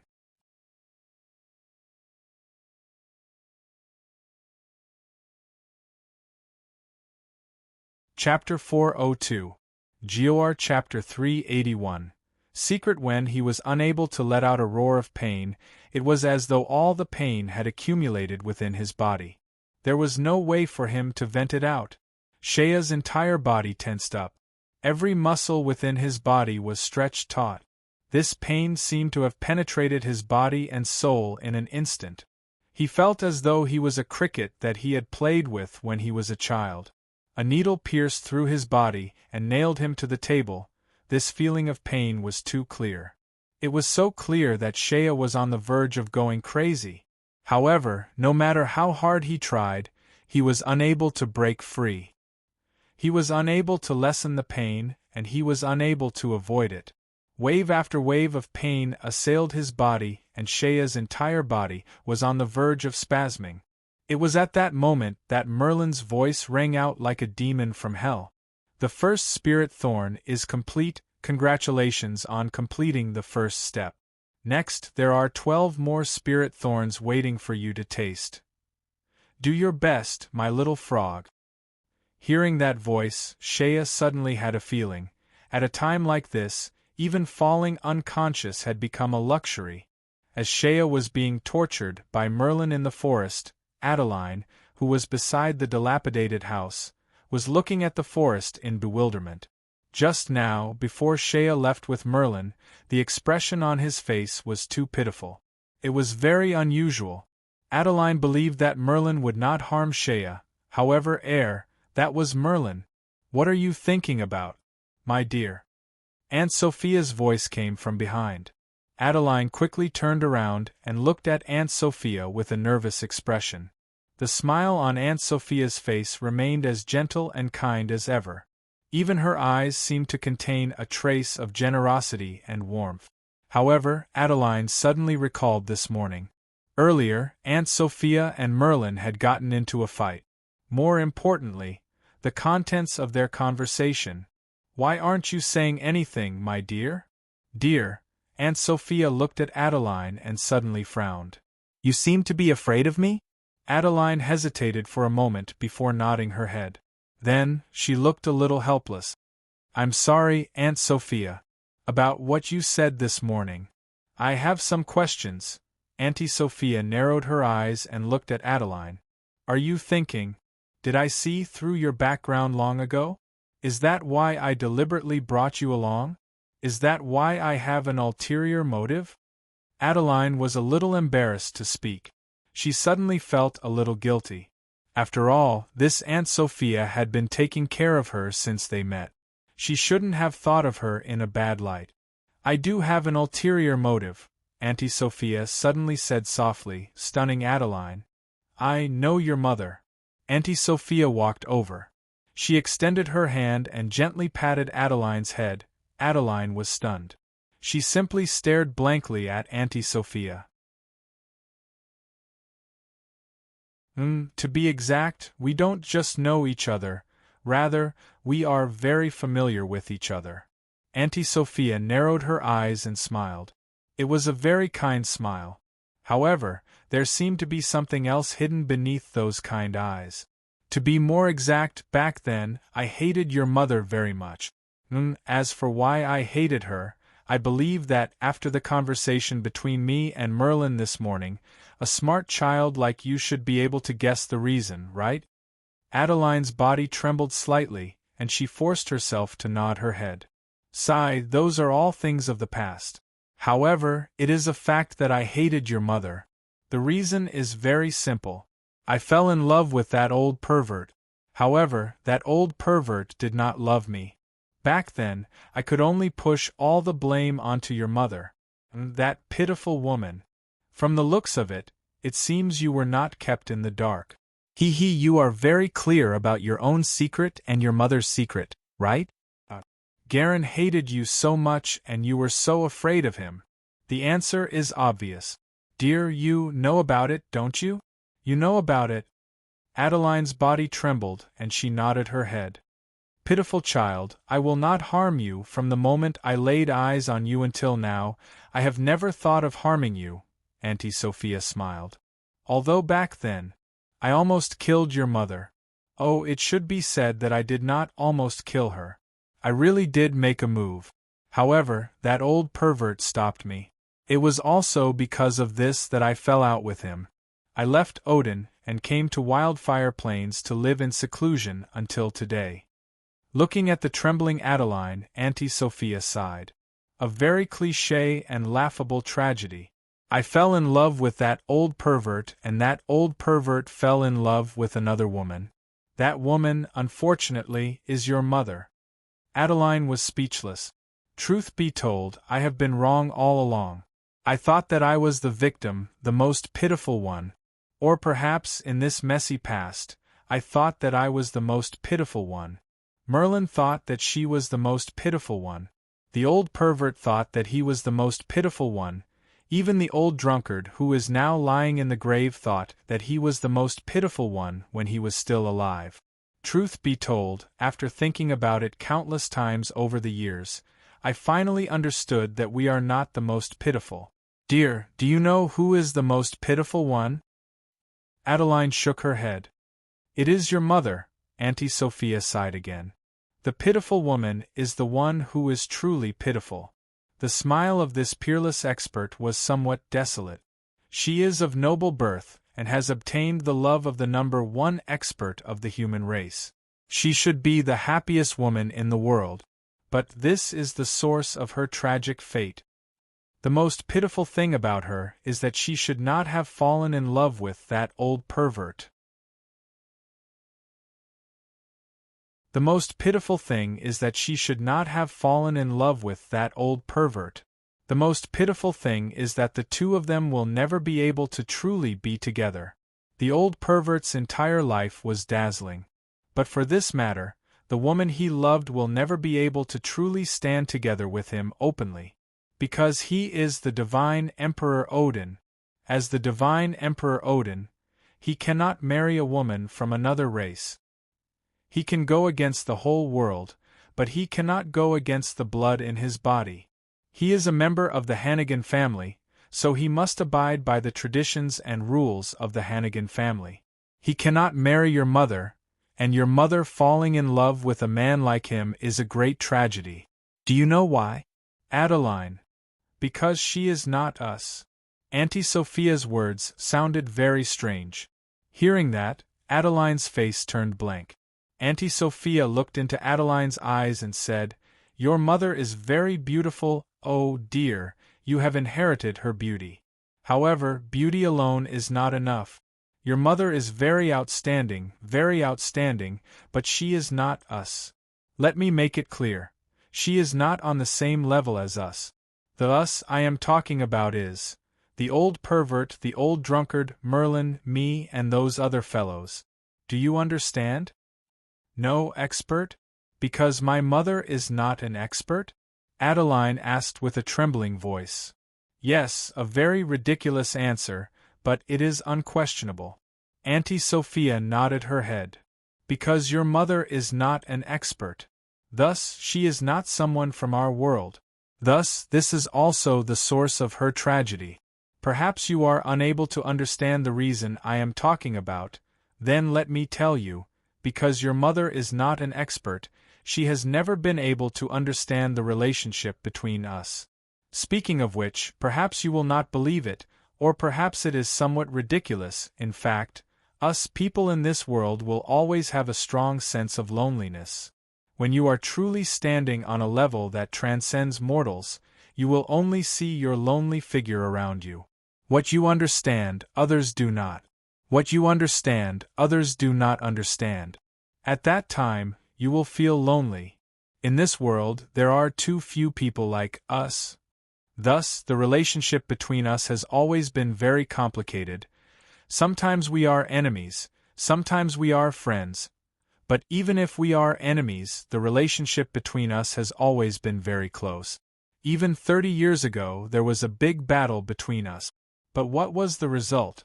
In the end, no one was ruthless towards the other because everyone understood one thing. In this world, there are only so many of our companions. If one is killed, there will be one less. Thus, no one wants to have fewer companions. Merlin hates me, and I also hate her. However, she will not really kill me, and I will not really think of a way to kill her, because we are unwilling to let each other die. The same goes for the old pervert. Back then, when I tried to kill your mother, he stopped me and did not let me succeed. After that, he naturally hated me to death. However, even with such intense hatred, he did not kill me. Even after that, we still maintained the relationship of being half enemy and half friend. The reason is very simple. We are the same, companions. We understand each other's thoughts. What we understand, others do not, but the few of us do. It is very difficult for me to clearly express this to you. Your mother did not understand. In the eyes of an ordinary woman like her, I wanted to kill her. However, the old pervert continued to maintain a relationship with me. This caused her to feel very sad. After saying that, Aunt Sophia suddenly stopped talking. She turned to look at Adeline and sighed. All right, I just want to tell you, my dear, I have never thought of harming you, or more accurately, your mother is the victim. She is an ordinary woman. However, she was dragged into the grudge between us monsters. In our circle of grudges, she is the weakest and most incapable of protecting herself. She is also the one who suffered the most.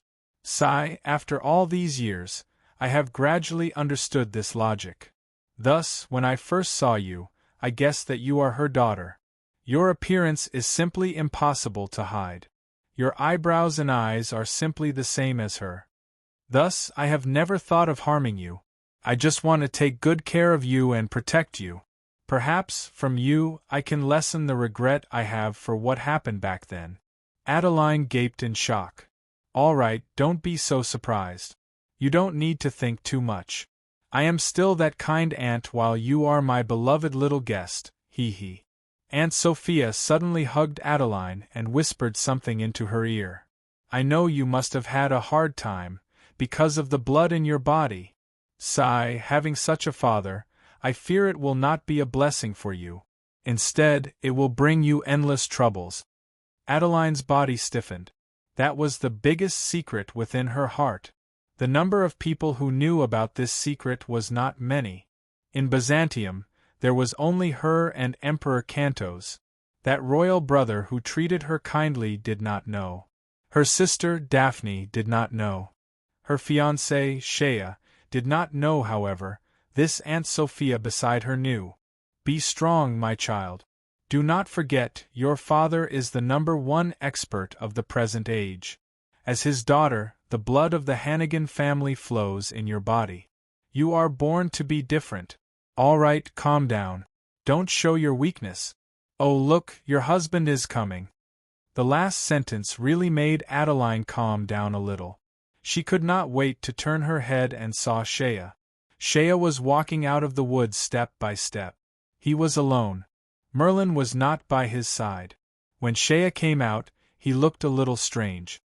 His expression seemed to be a little dazed, a little puzzled, a little surprised, and also a little worried.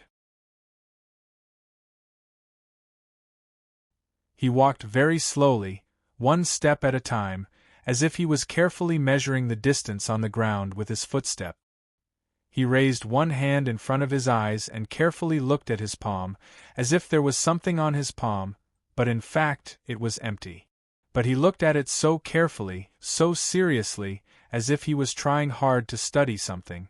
When Adeline saw the solemn expression on Shea's face, she held back the shout that she wanted to shout out. Shea, on the other hand, did not walk toward her. Shea walked directly toward Garin, one step at a time. Garin was still crouching there, carefully observing the firewood that Shea had chopped earlier. He was completely engrossed in it. However, when Shea walked over, Garin immediately sensed it. Wu Ran turned around and stood up, staring at Shea. Shea walked very slowly and with light step. Garin was unable to sense any fluctuations of power from Shea's body. This fellow did not use any fighting energy, nor did he appear to be accumulating power. It was as if his whole body was very relaxed as he walked toward Garin. However, when Garin saw Shea walking toward him, he suddenly felt angry. A strange feeling that even he did not understand. It was as if the one walking toward him was not a relaxed person, but a dragon.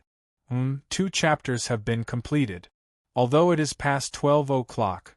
But for someone like me who can reverse day and night, this midnight is the same as my daytime. I feel dizzy, to be continued. If you want to know what happened next, please go to www.chidian.com. There are more chapters. Support the author. Support the original reading.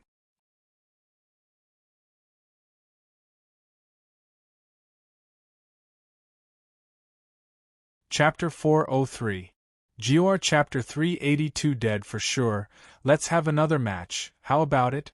Shea stood before Garland. The tone of his voice was somewhat peculiar, as though he was uncertain about something. He appeared somewhat absent-minded as he said, I will not use weapons and you will not use those armed guards. We will fight with our bare hands and see who is stronger. Do you dare? Normally, Shea would have said those words in an imposing manner. However, at that moment, the expression on his face and the tone of his voice gave off a somewhat soft feeling. Fight? Garland smiled proudly and said, I accept your challenge. Fight with bare hands? Naturally, Garland was not afraid. Back when he was still Odin, he could tear apart a bear with his bare hands. As a member of the Hannigan family, it was as though their blood contained the blessing of the god of Odin. Garland let go of the doubts in his heart and took off a pair of armed guards. He placed them on the ground beside him. Come, let me see what Aunt Sophia said about your talent. Garland took a deep breath and assumed a stance. His posture was very steady and it was clear that he had plenty of experience in fighting. Shea, on the other hand, appeared to be in a daze. He continued standing there in a relaxed manner. Then, he stretched out his hand. He did not swing his fist. Instead, he raised his palm before his eyes. Merlin is not lying to me, is he really? Does that power really exist? The fight had begun, yet Shea was so distracted, naturally, Garland would not let go of such an opportunity. This is not a sneak attack. The fight has begun and you are the one who got distracted.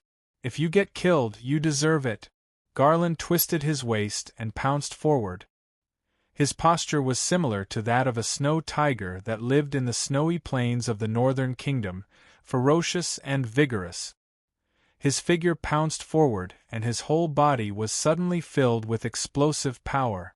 In that instant, the power radiating out from his body spread out in all directions, causing even his clothes to swell up. His fist was as fast as lightning and his movements were as ferocious as thunder. His fist was about to reach Shea's eyes. In the distance, Adeline and Auntie Sophia watched as Shea walked up to Garin. They watched as the two of them spoke. Garin then removed his arm guard, and the two of them started fighting. Adeline was a little nervous, but Aunt Sophia frowned. As a peerless expert, when Shea walked out of the woods, Aunt Sophia instinctively sensed that some places seemed to be. Something was wrong. When Shea walked out, the aura on his body was too quiet. He didn't look like the kind of person who was going to fight with his life on the line. His whole body was relaxed, as if something wasn't right. It was as if he was a little messed up. There was something wrong with his body. The way he walked was wrong, the rhythm of his breathing was wrong, even the look in his eyes was a little strange. Chaos. Chaos. Aunt Sophia could clearly sense that Shea's body had the rhythm of a normal person. However, at that moment Shea's body was completely different. Even the rhythm and speed of Shea's breathing were somewhat different from that of a normal person. Then, the two of them got into their stances and started fighting. Shea was still standing there in a relaxed manner, but Garin's body was already tense. Next, he assumed the posture of a ferocious tiger pouncing on its prey and sent out a ferocious punch. At that moment, even Aunt Sophia could not help but feel that Shea was dead meat. Boom! Bang! A thunderous sound rang out. In an instant, a mass of red light burst out from between the two of them. The mass of red light swept through the air and exploded. Next, a figure was sent flying by the punch. It flew high up into the air. It was like a kite with a broken string. What made Aunt Sophia cry out in surprise was, the one who flew out was not Shea, but Garin. Boom! Garin's body was like a bird with its wings broken as he was flung far away. Finally, his head smashed into the walls of the two broken-down houses behind him. First, he slammed his head through the kitchen wall. The entire wall was instantly destroyed by him. The roof fell down and the entire house collapsed. Next, Garin's body slammed into the second house. His body cut through the middle of the roof. Like a blade, he cut the roof into two halves. Finally, his body was deeply embedded into the walls of the house. Soil and stones flew everywhere. The two houses were completely destroyed by Garin's body. In the end, this eldest Prince Odin's body was deeply embedded into the rubble. He was stuck there with both his arms spread out weakly. It was as though he had been nailed there.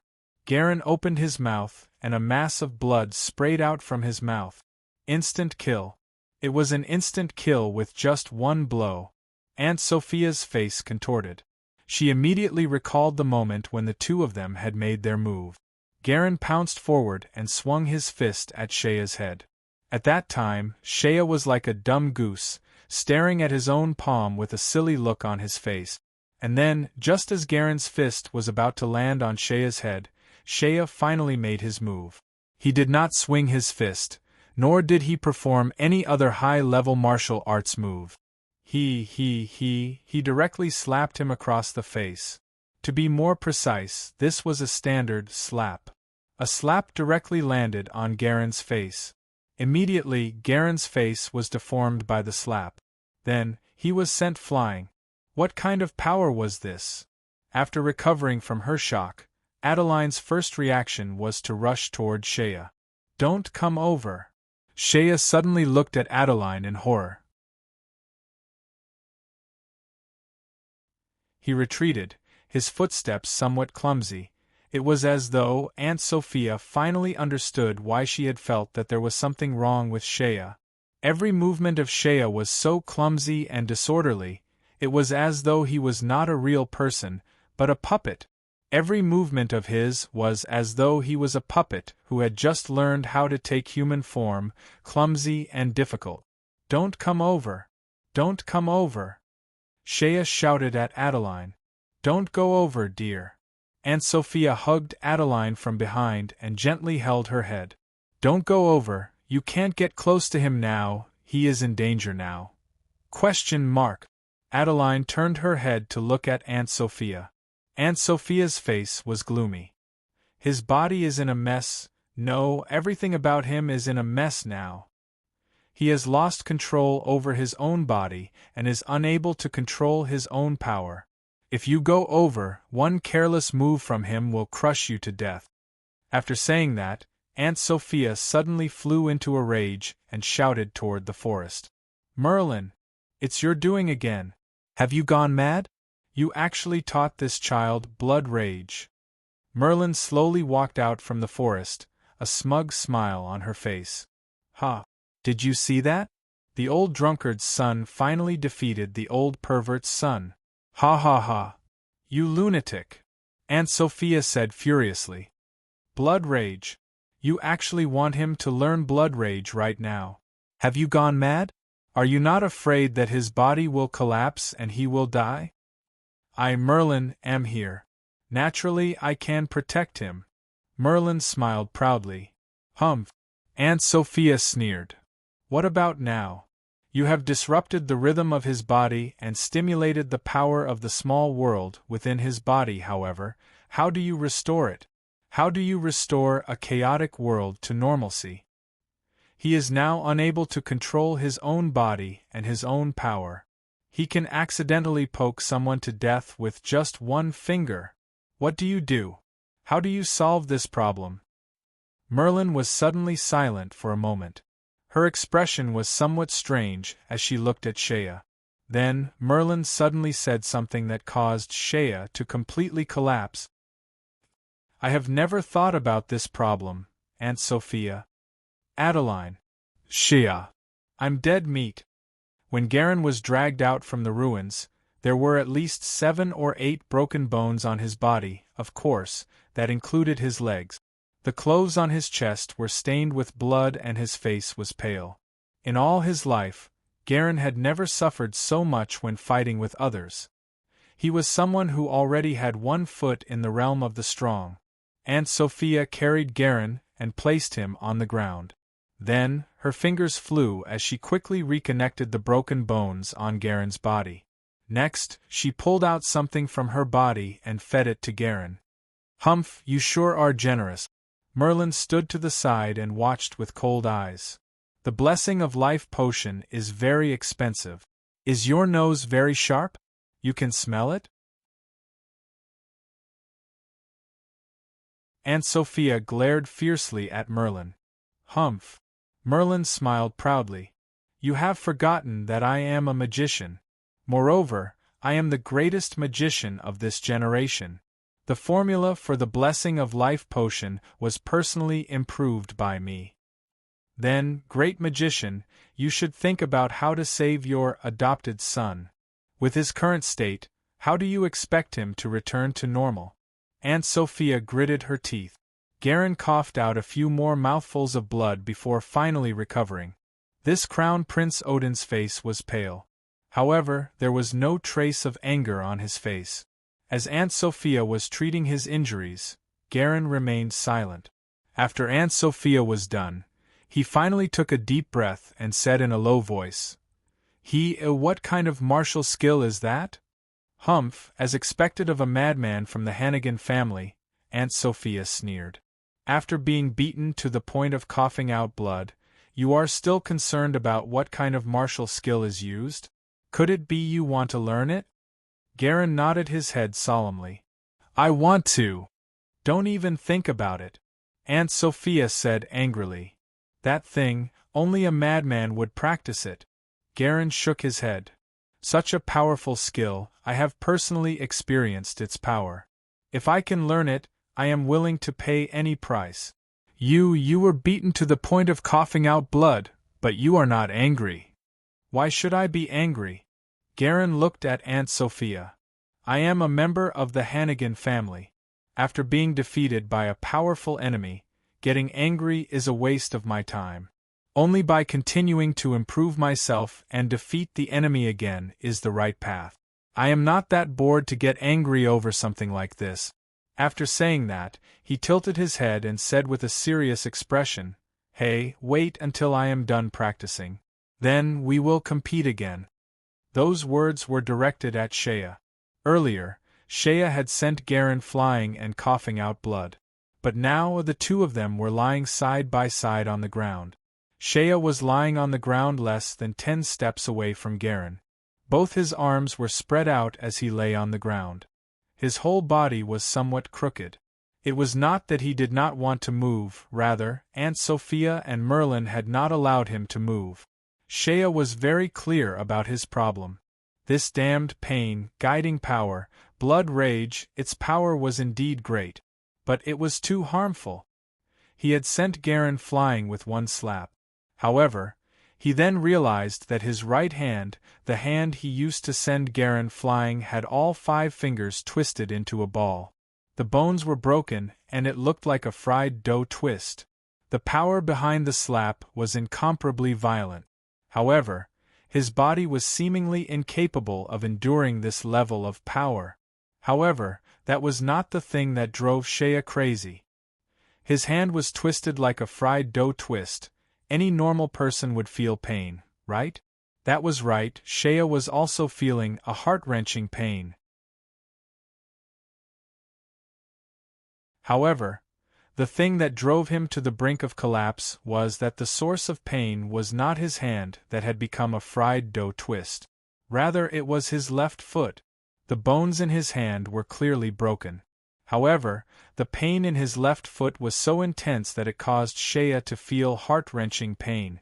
This was simply like seeing a ghost. Because your body has become a complete mess. The original pattern has been messed up. The pain from your broken hand and foot is just a simple symptom. You will experience even more in the future. For example, when you are in pain, you will instead laugh. Aunt Sophia cast a cold look at Shea. Shea stared with widened eyes.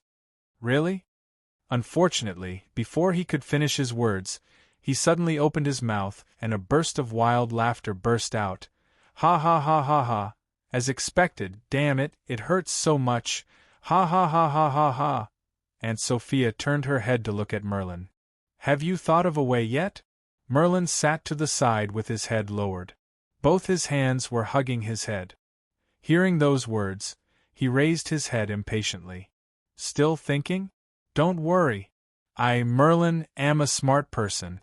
I will be able to figure out a small problem like this very quickly. I remember back when you were researching the ultimate transformation skill, you had said that you would be able to figure out a small problem like this very quickly. In the end, how long did you take? Aunt Sophia sneered. Merlin. I still haven't figured it out, Shea lay to the side. Ha ha ha ha ha ha. Lao Tzu is in so much pain. Ha ha ha ha ha. Still haven't figured it out? Ha ha ha ha ha, you crazy woman. Ha ha ha ha ha, I am so dead. There, today's update is considered early, right? Hee, to be continued. If you want to know what happened next, please go to www.chidian.com. There are more chapters. Support the author. Support the original reading.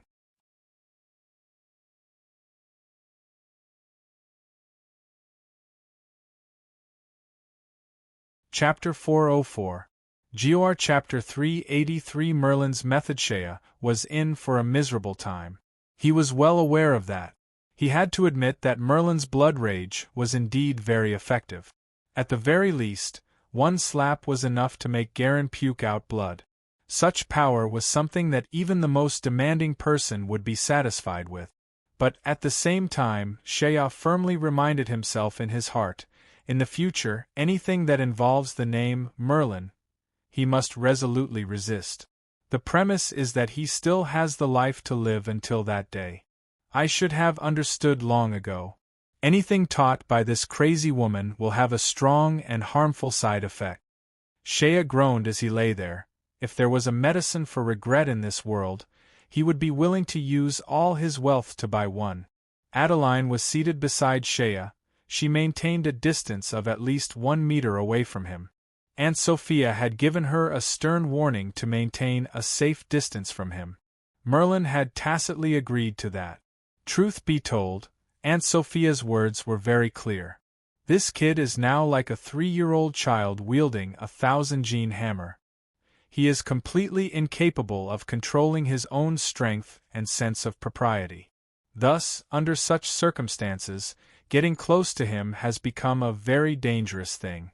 Who knows, just a gentle touch from him might turn your body into a meat patty. Just like poor Garin. What happened next proved Aunt Sophia's words to be true. Just now, Adeline had tried to get Shea to drink some water.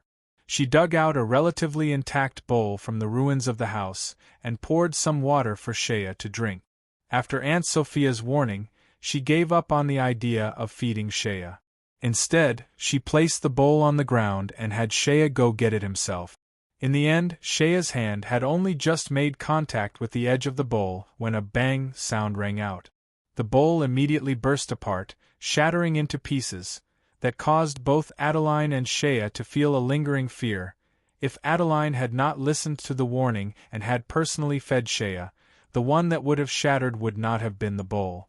Rather, it would have been Adeline's delicate little hand. After giving Adeline a stern warning, Aunt Sophia hurried over to treat the other injured person. No matter what, Garin's injury was much more serious compared to Shea's. Aunt Sophia carried Garin to the stream within the forest. The poor Garin needed to be cleaned up. Just keep a certain distance from him and don't touch him. After Merlin said this, he went into the forest alone. According to her, the great and wise Lord Merlin needed to find a quiet place to sort out his thoughts. Then, he would spend some time to figure out a way to help Shea recover. Merlin claimed that he would be able to figure out a solution to such a small problem. In the end, only Shea and Adeline were left beside the ruins of the house.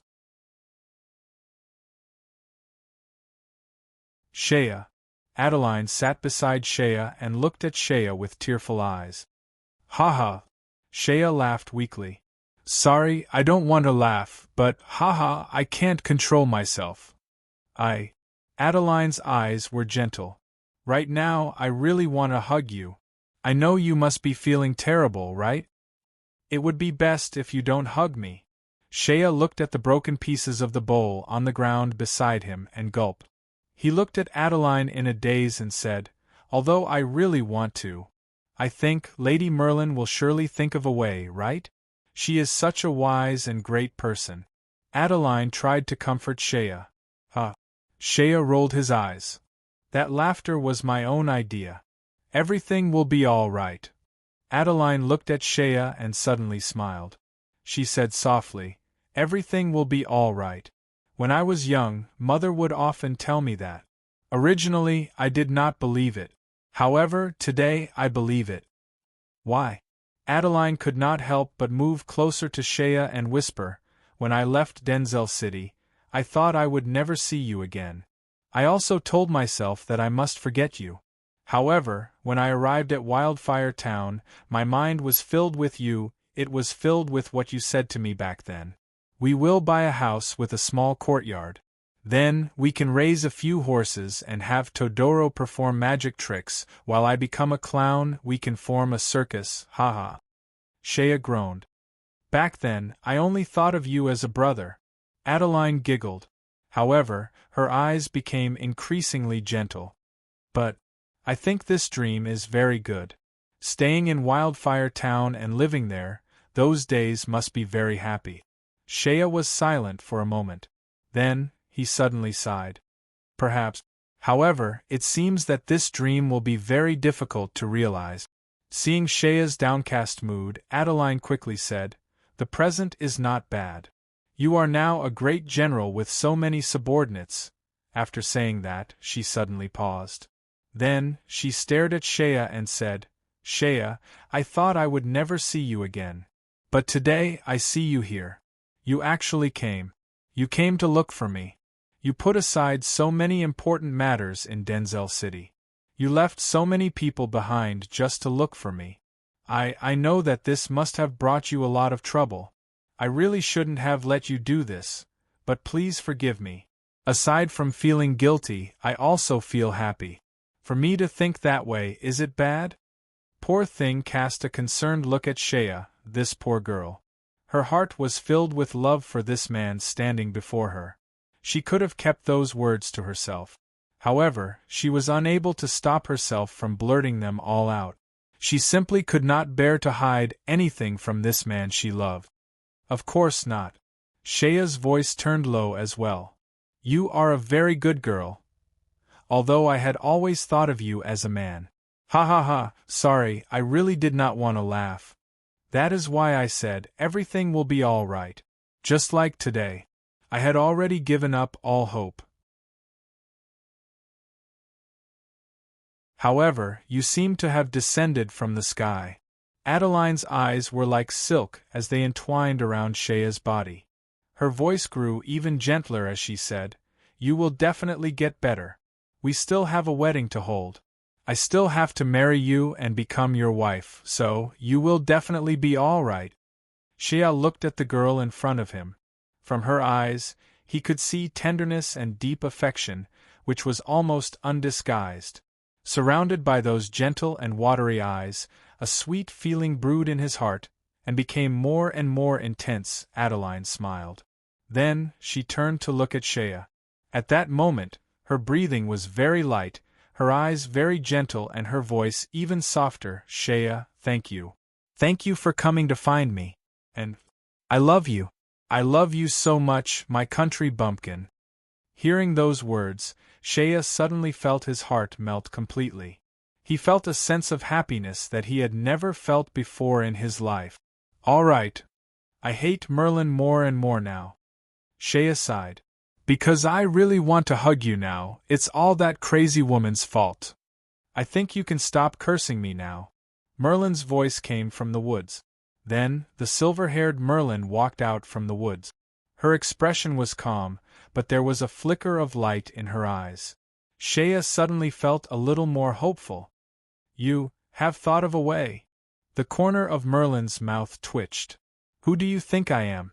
With a pig's brain like yours, you can forget about solving this problem even after 10,000 years. However, for the great Merlin, this is as simple as 1 + 1 = 2. Shea took a deep breath. All right, it seems you have thought of a way. I am very happy to hear this result. Even now, I feel that your arrogance is not so annoying. Merlin walked until she was before Shea. Then, she glanced at Adeline and said, All right, you two lovebirds. You can stop talking about love for a while. If possible, we can start now. Have you really found a way to solve this problem? Adeline's face was filled with excitement.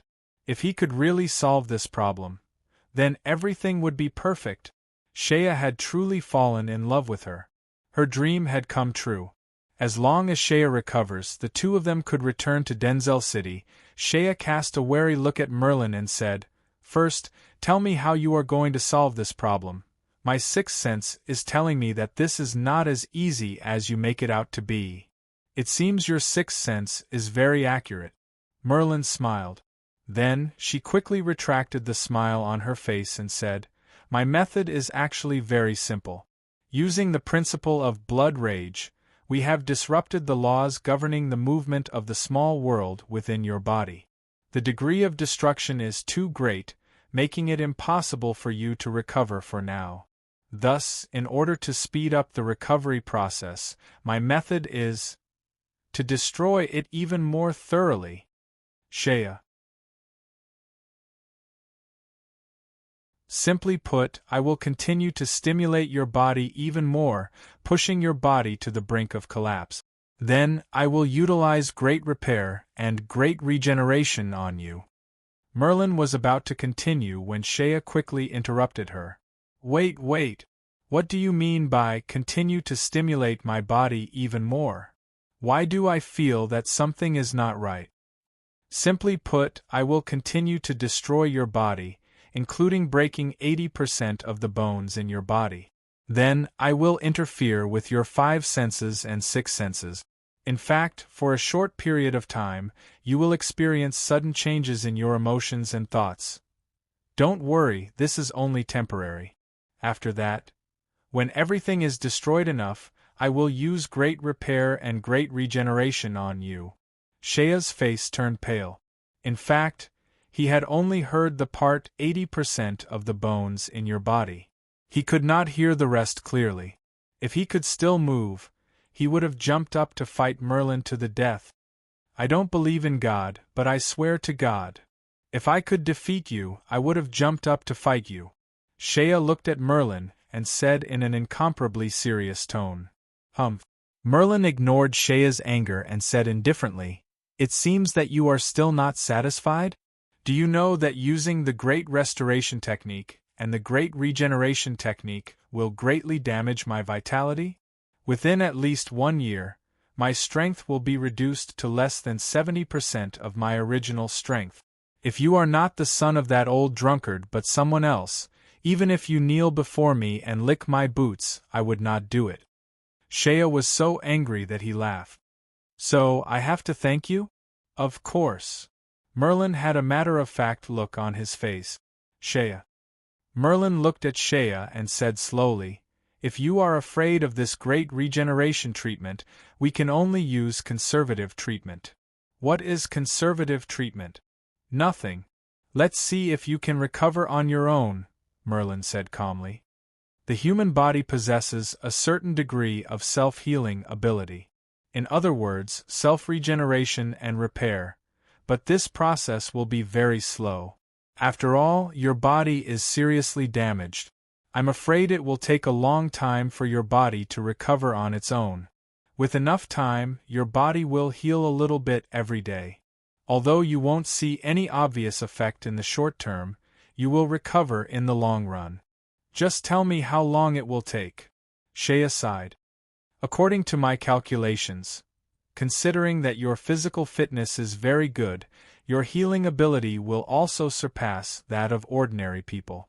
The result of my calculations is that your recovery period will take about 40 to 45 years. The deviation will not exceed 5 years.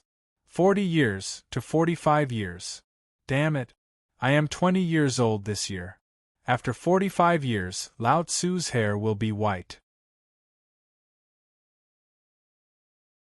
I have such a beautiful wife by my side, and I have to wait for 45 years without being able to touch her even once? After 45 years, I am afraid that we will be so old that we will not be able to walk." Shea took a deep breath and looked at Merlin expressionlessly. "Do it. Come and break my bones, quick." Osjilla, Seaport District. Standing at the top of a watchtower, General Adric looked at the sea in front of him. The long seawall blocked the turbulent waves, but in the distance, the sound of the waves crashing against the seawall could be heard. General Adric was somewhat entranced. "You have a very beautiful seaport." Behind him, a hearty laugh rang out. Adric turned around and looked at the person behind him. Gislund, nicknamed the Son of the Storm, was an outstanding naval officer of the Kingdom of Lantis. This fellow stood behind Adric with a smile on his face. The beard on his face was neatly trimmed. It seemed that this was the tradition of naval officers of the Kingdom of Lantis. He wore a shabby captain's hat, a bright red headscarf, a neat beard and, of course, a salty smell of the sea. "You're here, my friend." Adric smiled. "To be honest, seeing your beard, my friend, if you were to put on a captain's hat, you would be a living captain of the Lantis Navy." Gislund smiled and walked to Adric's side. They stood side by side and looked out at the sea together. "You invited me here. Presumably, you have something to say to me?" After a pause, Gislund smiled and said, "The rebel army is just outside the city. For the supreme commander of the city to abandon military matters and ask me to meet here in private, it must be something very important." There was a complicated look on Adric's face as he stared at Gislund. "Before I tell you why I am here, may I ask you a question, respected Son of the Storm?" "Please ask." "What do you think? How confident are we in winning this war?" "I am in Beijing on a business trip to attend a grand e-book launch. Beijing is very cold. To be continued. If you want to know what will happen, please go to www.chidian.com. There are more chapters. Support the author. Support the original reading.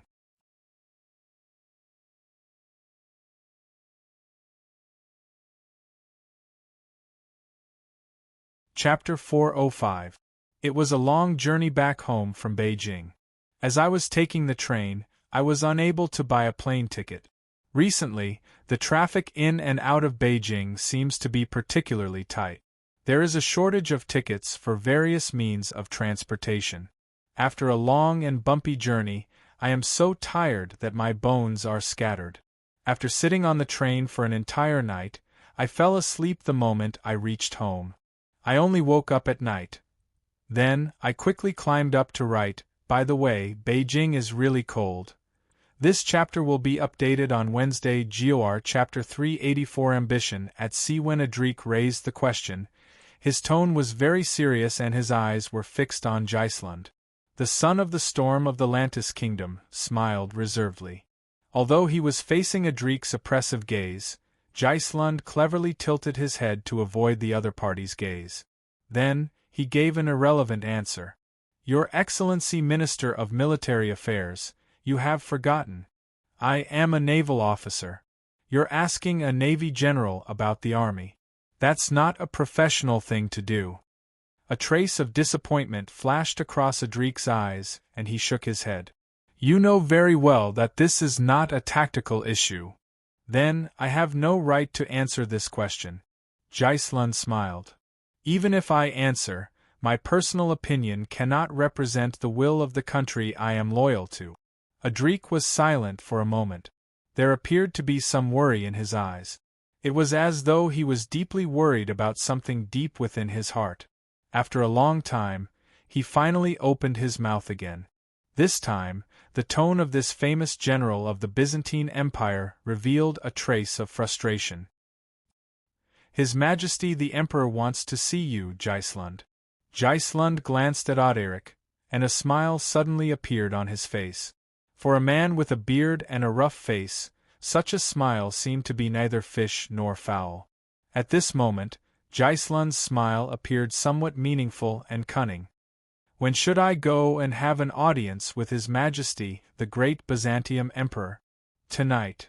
I remember that when you first came here, you said that you came here in an unofficial capacity, so you can't have an audience with my king. Auderic stared deeply at Gisland. I remember that when you first came here, you said that you came here in an unofficial capacity, so you can't meet my king. The son of the storm smiled reservedly. Times have changed, my dear Lord Adrik. That's exactly what I'm worried about. Adrik's reply was cold and even a little stiff. This is a very bad timing. At the end of a remote road in the city of Osgilla, in the deepest part of a huge mansion, there was a circular library. Just a few months ago, this place was regarded as the most mysterious and awe-inspiring place in the capital before the man named Cavishir died.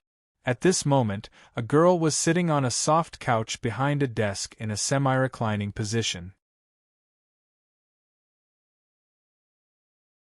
She had one hand on the armrest beside the soft couch, and there was an open book beside her. Her dark flaxen brown hair was naturally draped over her shoulders. Her delicate face was full of scholarly air, and her cheeks were dotted with some tiny freckles, adding a bit of playfulness to her originally delicate face. It was a young face, but the things that flashed in her eyes seemed to be wisdom that did not match her age. Very, very bad timing. The girl sighed faintly. When she spoke, her eyes were not looking at the person in front of her. Her eyes were lowered, and her long eyelashes covered her eyes, making her look somewhat mysterious. Standing in front of the freckled girl was a tall woman. Her stunning long purple hair burst out with a kind of breathtaking beauty. Her graceful and exquisite figure was full of fiery charm, but on her face the half-iron mask added a coldness and toughness to her originally gorgeous face. Under the iron mask, those purple eyes looked even more bewitching. Vaya stood there, standing in front of the desk. Her face was as cold as ever, her eyes were as cold as ever, and her body was as straight as ever. But at this moment, this purple-eyed woman's heart was not as calm as she appeared to be.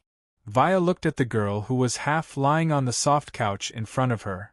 This girl was originally that man's follower, A shadow, a little tail hiding in the shadow of Cavishier's dazzling light. But now, this girl was sitting in Cavishier's study, lying on Cavishier's soft couch, with Cavishier's book beside her. Even the way she spoke was somewhat similar to that man who had already died. This feeling made Via's heart very uncomfortable. Moreover, in this familiar place, looking at another person sitting in this familiar position made Via feel very awkward, so she seemed to be somewhat absent-minded. "You are not listening to me," the girl who was lying on the soft couch suddenly said. Via looked at the girl before her. "You are sitting in teacher's place." The girl smiled. "Moreover, we are in teacher's study. Don't you feel as though I have inherited everything from teacher? Is that why you are dissatisfied with this?" Via did not say anything. The girl suddenly sighed. "Trust me, this is not a good feeling. You may be dissatisfied with this, but I assure you, what I have inherited is not just this. There is also the responsibility left behind by teacher." Wea chuckled silently. "You and I are both his students." The girl who was lying on the soft couch suddenly propped herself up and stared at Via. "So, jealousy, imbalance. These negative emotions, you and I both know that they are very senseless. I do not care what you are thinking. You can be dissatisfied, you can also be dissatisfied with me. I do not care about that. My only requirement is that you must do as I say. I only want the results. I do not care about the changes in your mind and emotions during the process. These are also the arrangements made by teacher when he was alive." Via took a deep breath and her purple eyes turned completely cold. "Continue." The girl retracted her gaze from Via and continued to lower her eyes. It was as though she was taking a stroll. Then, she slowly said, "This is a very, very bad time. I have just received news that His Majesty has requested an immediate meeting with Gisland." Via did not say anything. Many people have overlooked a very important issue. This issue was something that teacher had brought up a long time ago. However, most people have ignored it. The girl frowned slightly. The Lantis people are far more dangerous than we had imagined. In fact, teacher believes that, compared to Odin, Lantis people are the real threat to us in the future. Future? Via sneered. The premise is that Byzantium can continue to exist and not be destroyed. Otherwise, there is no such thing as the future you speak of. Correction, I did not say that. It was teacher who said that, the girl said with a straight face. Wea closed his mouth and gave him a look that said, "Continue." This issue has always been ignored by the imperial family. Be it the prime minister, the ministers of the various ministries, or the dignitaries of the empire, none of them have ever looked at the overseas island nation seriously. Yes, Lantis land area is only 1/30th of ours, and its population is only 1/10th of ours. Additionally, at least so far, this maritime kingdom has never revealed any ambitions for land on the mainland. However, teacher believes that it is not because they do not want to, rather, it is because the best time for Lantis has yet to come. The girl suddenly picked up the book next to the armrest. After flipping through a few pages, she realized that this was not an ordinary book. Densely packed lines of data were recorded on it. It is this Lantis that has always given us the impression that it is wealthy, peaceful overseas, and has no intention of fighting for control of the world. It lacks ambition, and its only foreign policy is balance, balance, endless balance. However, if I tell you the following data, perhaps you will understand what I mean. The girl took a deep breath. Before the outbreak of the Civil War, the annual revenue of the Byzantine Empire was about 30 million gold coins. Of course, this data excludes the Tima military district that is not under the control of the central government. If the population and land controlled by the governors of the Tima military district are also included, this number might double. It is about 65 million gold coins. However, please note that in this data, of the 65 million gold coins, every year the military expenditure is close to 20 million gold coins. The other losses include the normal expenses of maintaining the operations of the empire. In fact, the annual budget of the Byzantine Empire is very small, to the point that there are times when additional taxes are needed to meet the need. Do you know how many soldiers we support under these circumstances? There are about 200,000 well-equipped regular soldiers in the Central Army and 800,000 semi-professional local garrisons and agricultural soldiers. What's funny is that the number of 800,000 is just on paper. You and I both know very well that the number of 800,000 is not enough. Let us look at the Ottoman Empire. The political system of the Ottoman Empire is different from ours. They are more barbaric, more backward, and more crude. Their population is a third of ours, and their land is about 70% of ours. However, the area of cultivated land is even less.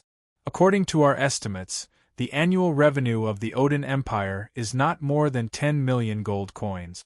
However, due to their barbaric system, their military expenditure is much lower than ours. Of course, this is not something that we should learn from. At this point, the girl flipped a page of the book in her hand. Now, let us look at the Lantis Empire. This is an overseas kingdom that we know of. Their land is a 30th of ours, and their population is a 10th. However, their annual revenue is about, at this point, the girl deliberately paused, and then said the answer word by word. 80 million gold coins. Moreover, this is the data obtained 3 years ago. Due to the monitoring system of the Lantis Empire becoming stricter and stricter, it is becoming harder and harder for us to obtain accurate information. However, according to historical data, there is a very interesting situation.